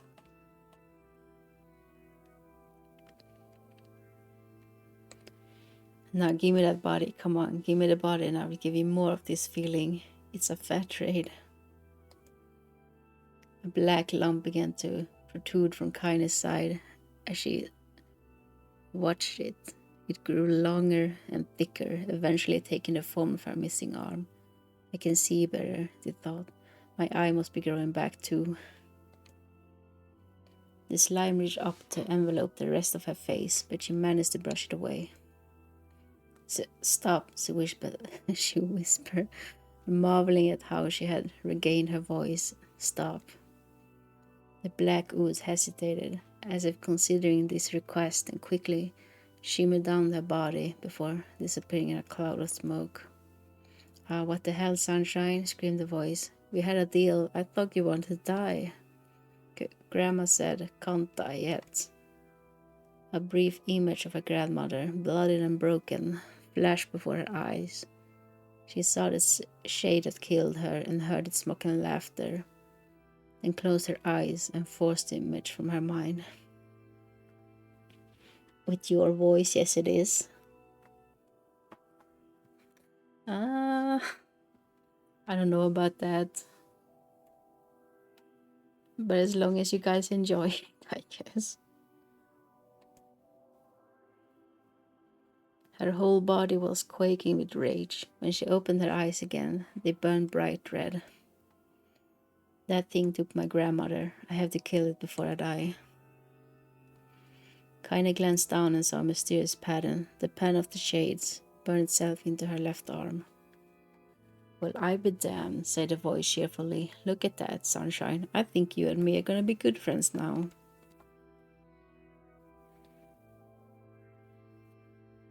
Kaine stared intently at her arm. The more emotional she felt, the more the letter seemed ready to puncture her skin and begin infecting the rest of her body. The arm clearly had a will of its own now. Stop, gotta stop. Holding her left arm in her right, Kaine took a deep breath and tried to calm herself. Come on, don't fight it, pleaded the voice. Hate's my favorite dish and I am hungry.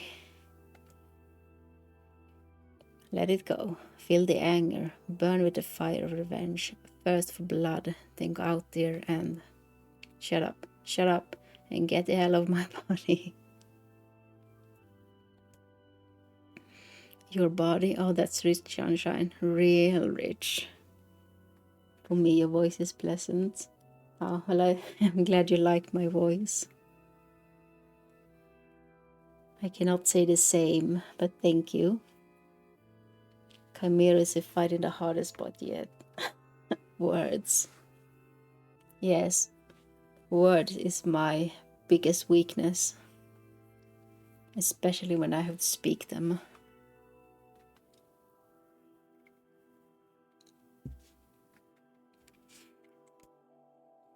Look, why don't you just up and die so I can have this body all to myself? What do you say? I bet those bodies of yours in the area would love to see you dead. Kaine grabbed a nearby shard of glass and tried to saw off the shade-infected portion of her side. Before she could, her darkened left arm grabbed her right twist, crushing it. Kaine screamed and dropped the shard as the sound of the bone crunching on bone filled the air. Ha ha ha, stupid idiot girl, you're possessed now, Sunshine, and there ain't no going back. The voice laughed again, a loud long wail that seemed to go on without end. Possessed? Whispered Kaine. Yeah, possessed. You and me, we got what you might call a timeshare arrangement. Remember how folks used to think you were a freak? Well, till they get a load of you now. Kaine looked up, tears in her eyes. The sky seemed smaller somehow, darker. Is this because of that shade? Is this how they see the world? So, listen, purred the voice. I know this whole possession thing seems a bit sudden, but it ain't all that bad, and there's plenty in it for you too. I'm a very powerful creature, Sunshine, and now that power belongs to you. You got enemies, people you wanna kill, I can make it happen. That little fat kid kept picking on you, that big old shade that squash your granny. We will wrap it up in their own assholes. Yeah, I guess these two are quite a team, eh? No more abuse for you, sunshine. No more pain. Wait a kinda, you're a shade. Why would you help me kill another shade? What, you think I'm some kind of racist? Some killing snob? I don't give a goddamn who you murder, honey pants. I just want to drink from the well. Kinda considered this, she struggled to her feet, the powerful shade coursing through her. The smoke from her house was drifting away with the wind, and she enjoyed the way the cool evening breeze felt on her new left arm. After a long pause, the voice spoke up again. So how about it? You and me? We could have some good times together. Look, I will even take care of the bloody part if you don't want. Fuck off, asshole, Mordecai. I will handle the killing. Screamed the voice. Look at you go. Oh, sunshine, you're gonna have so much fun. So listen, my name's Taran, and if you ever need me, I will just be hanging out in this piece of meat you call a heart. Now get to it. The more you kill, the more your heart turns rotten and sour, and I like rotten and sour. Kinda found herself nodding at the voice. Yeah, she said. Yeah, I think this can work. I'm gonna find that shade and I'm gonna strangle it with its own guts. When I'm done, I'm gonna do the same to you, Taran. Count on it. Ha, laughed Taran. I have shit bigger than you, so good luck with that. Oh, and hey, one more thing. Right now, you and me are sharing this body. But if you ever run out of hate, if you ever, go soft, then I'm gonna take over everything. So keep on killing, sunshine, and watch your back. The voice grew fainter and gradually faded away, fading to somewhere deep inside Kaina herself. Kaina waited until she was sure the voice was gone, then waved her new left arm around a few times. It feels perfectly normal, she thought. It feels like mine.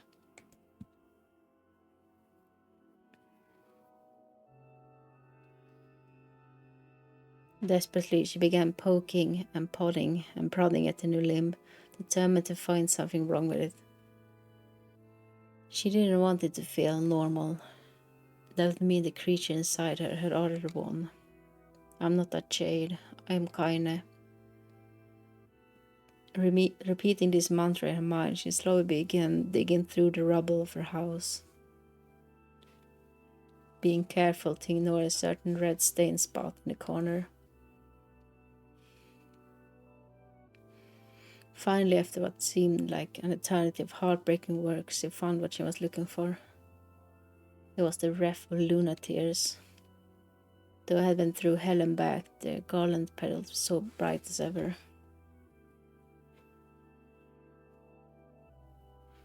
Words are your weakness, you say. Yeah. Wait till they get a load of this guy, Tyrell. Now think back every time Kaine suddenly went mad or angry. Yeah. She was fighting a demon. The waters end when she would beat Chimero for no reason. Seems like that no reason might have context.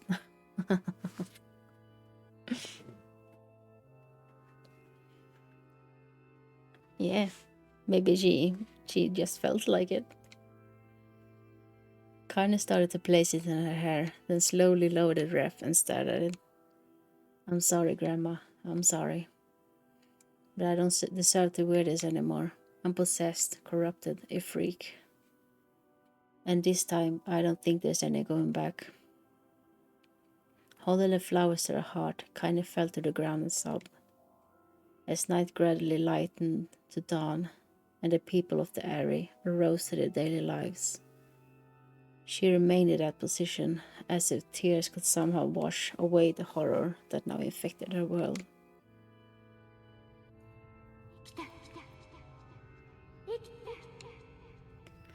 Am I free now? おばあちゃん Am I free? 生きて戻ってきてください。 Ugh. I mean, the other time was just a bait, so...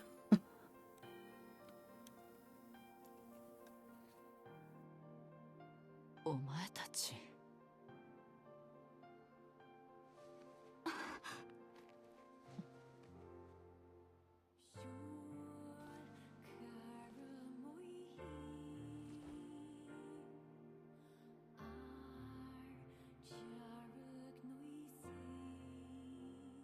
エミール、私を呼んでくれていたのはお前だな。 You did it, you're free. Woohoo! わかるんですか？エミールはエミー We ル made it through 私 the は間違いない。 the text wall once カイ again. ネさん、ありがとう。 And I dread to think that there will be more. カイネ。ずいぶん立派になったな。どのくらい眠っていたんだ、私は。5年だよ。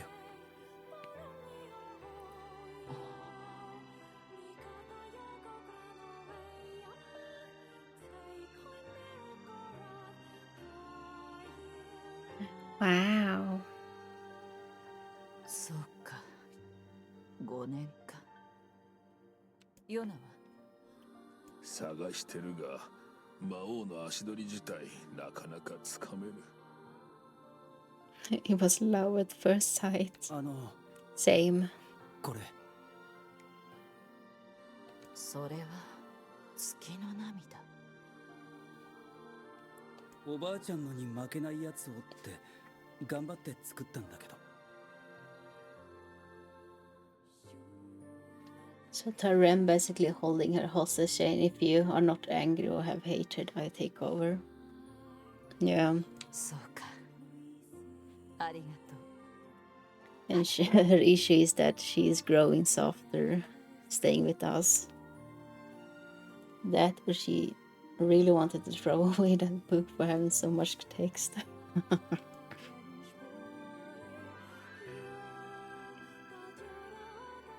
So now we know Kaine's background story.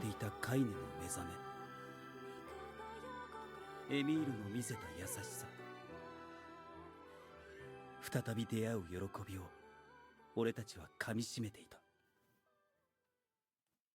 デボルさんたちからその話を聞くまでは。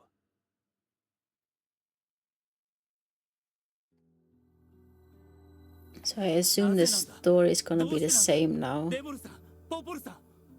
分かってちょうだい。揉め事が起きて危害が及ぶのは But there might be a few changes, perhaps? でも大丈夫ですよ。僕らなら外で寝ますから。待てよ、おかしいだろ。己の身を犠牲にして村を救ったカイネとエミールがなんで村から追い出されなきゃならない。だって僕らこんなんだし。 I feel like he's screaming in my ears. あなたにそう思ってもらえるだけでもう十分です。 I mean, I guess he technically is with headphones. ね、カイネさん。 But he sounded super loud. 私は外の方が慣れてる。そんな。じゃあ外で待ってますね。すまないな。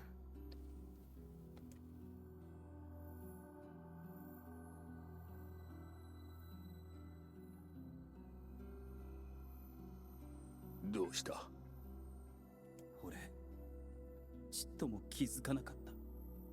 カイネがなぜ野宿していたかちっとも気づいてやれなかった。くそ。くそ。今日はもう休め。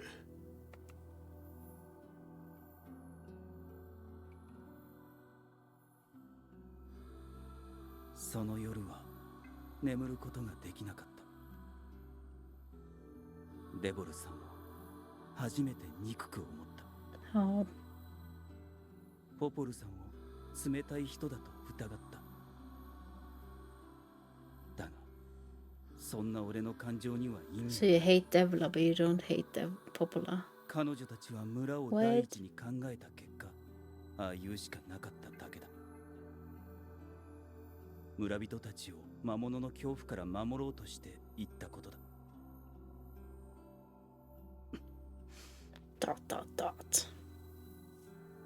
デボルさんとポポルさんの罪を責めるなんてできない。カイネたちの立場を知ろうともしなかった。俺も同罪なんだから。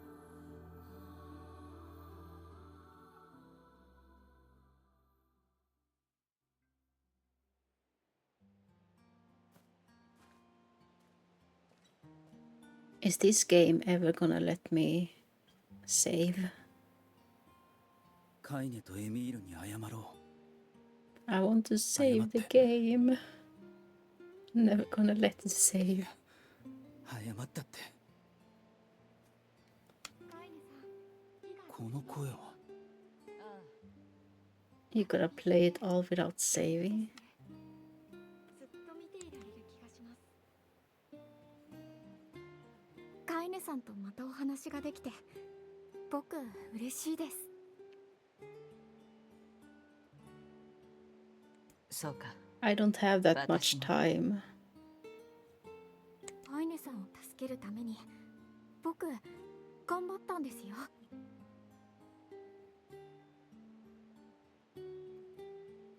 I remember, did they show this in A route?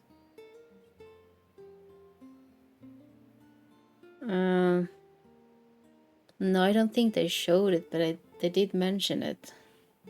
一生懸命磨いてみたりお湯をかけてみたり。 So I do believe this scene is new. お湯をかけたのか。Pour water. はい。でも全然ダメで。 But it didn't really do much except make you all shiny. 石化を解いてくれてありがとう、エミール。ちょっとだけ姿が変わっちゃいましたけど。辛い思いをさせてしまったな。でもこの姿も悪いことばかりじゃありません。 Emil clean kind. Yeah.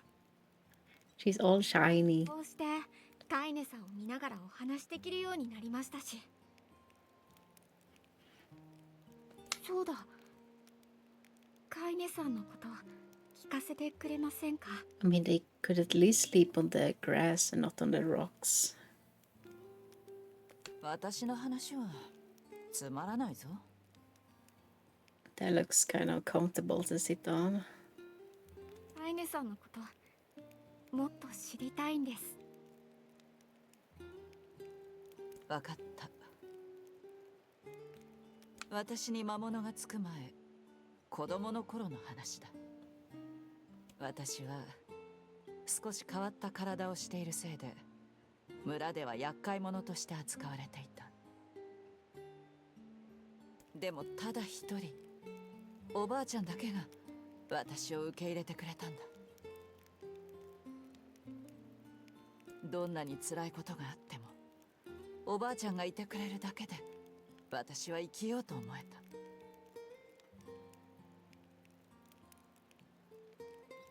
カイネさんにとって本当に大切な人なんですね。ああ。そうだ、カイネさんの石化も治ったんですから。魔物つきのことや僕の体を治す方法も見つけましょう。みんなで探せばきっと簡単ですよ。僕たちならきっとできると思います。 It will probably be super easy. Sure, Emil. You can always keep お dreaming, 湯 I をか guess. けるよりは難しいと思うがな。もうそのことは忘れてください。 Super easy. Oh, that's cute.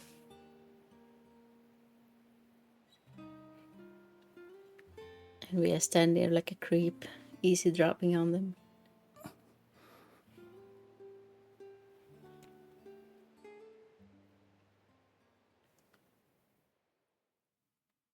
A creep Chimero. They forced me to. 眠れたのか。はあ、目が赤いな。あまり思い詰めるな。ポポルさんたちのところに行く。わかった。Oh, I finally get to move again.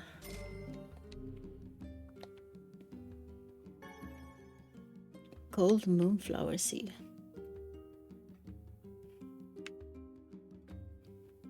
Will the game actually allow you to play the game now? Yeah.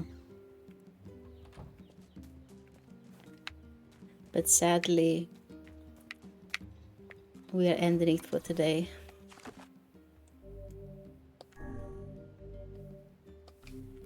We have been playing for 32 hours. This whole gameplay so far.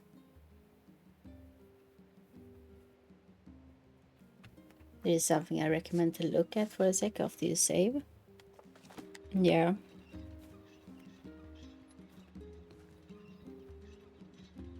Go back into the house and check this shelf.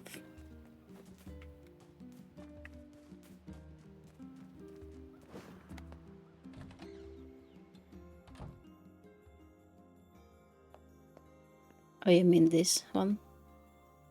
なんだそれは。これは母さんの日記だよ。Mom? 母親の。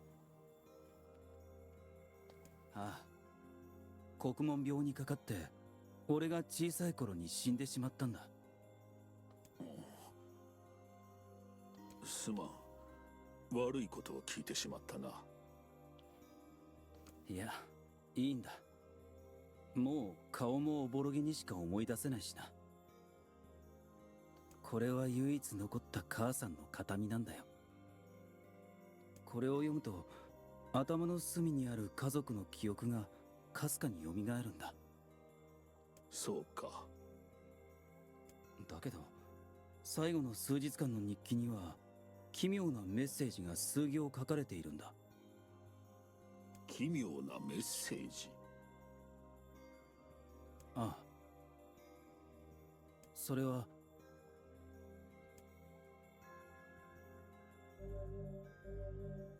More reading. おい。聞こえておらんのか。No.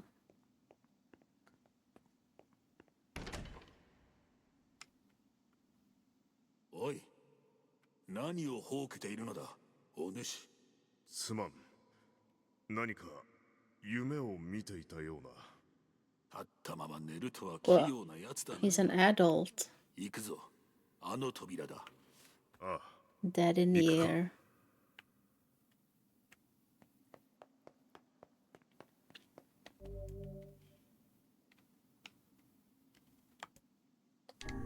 Kobe's.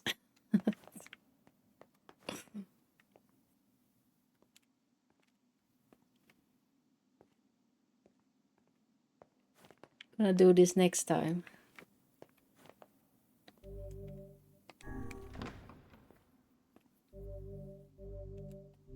Yeah, we do remind me next time we will do it.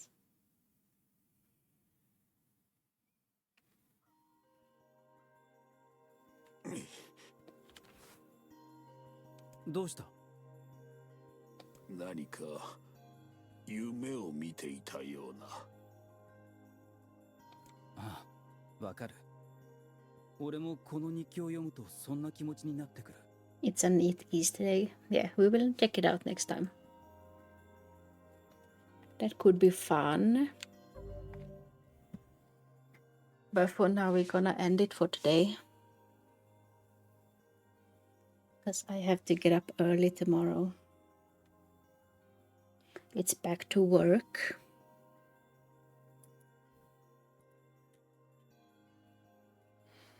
Thank you all for joining me today.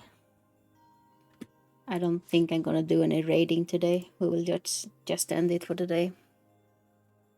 Thank you all for being here.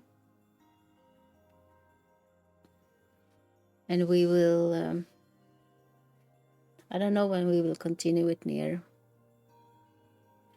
Maybe it has to be next Sunday again. We will see. I will try to keep you guys updated.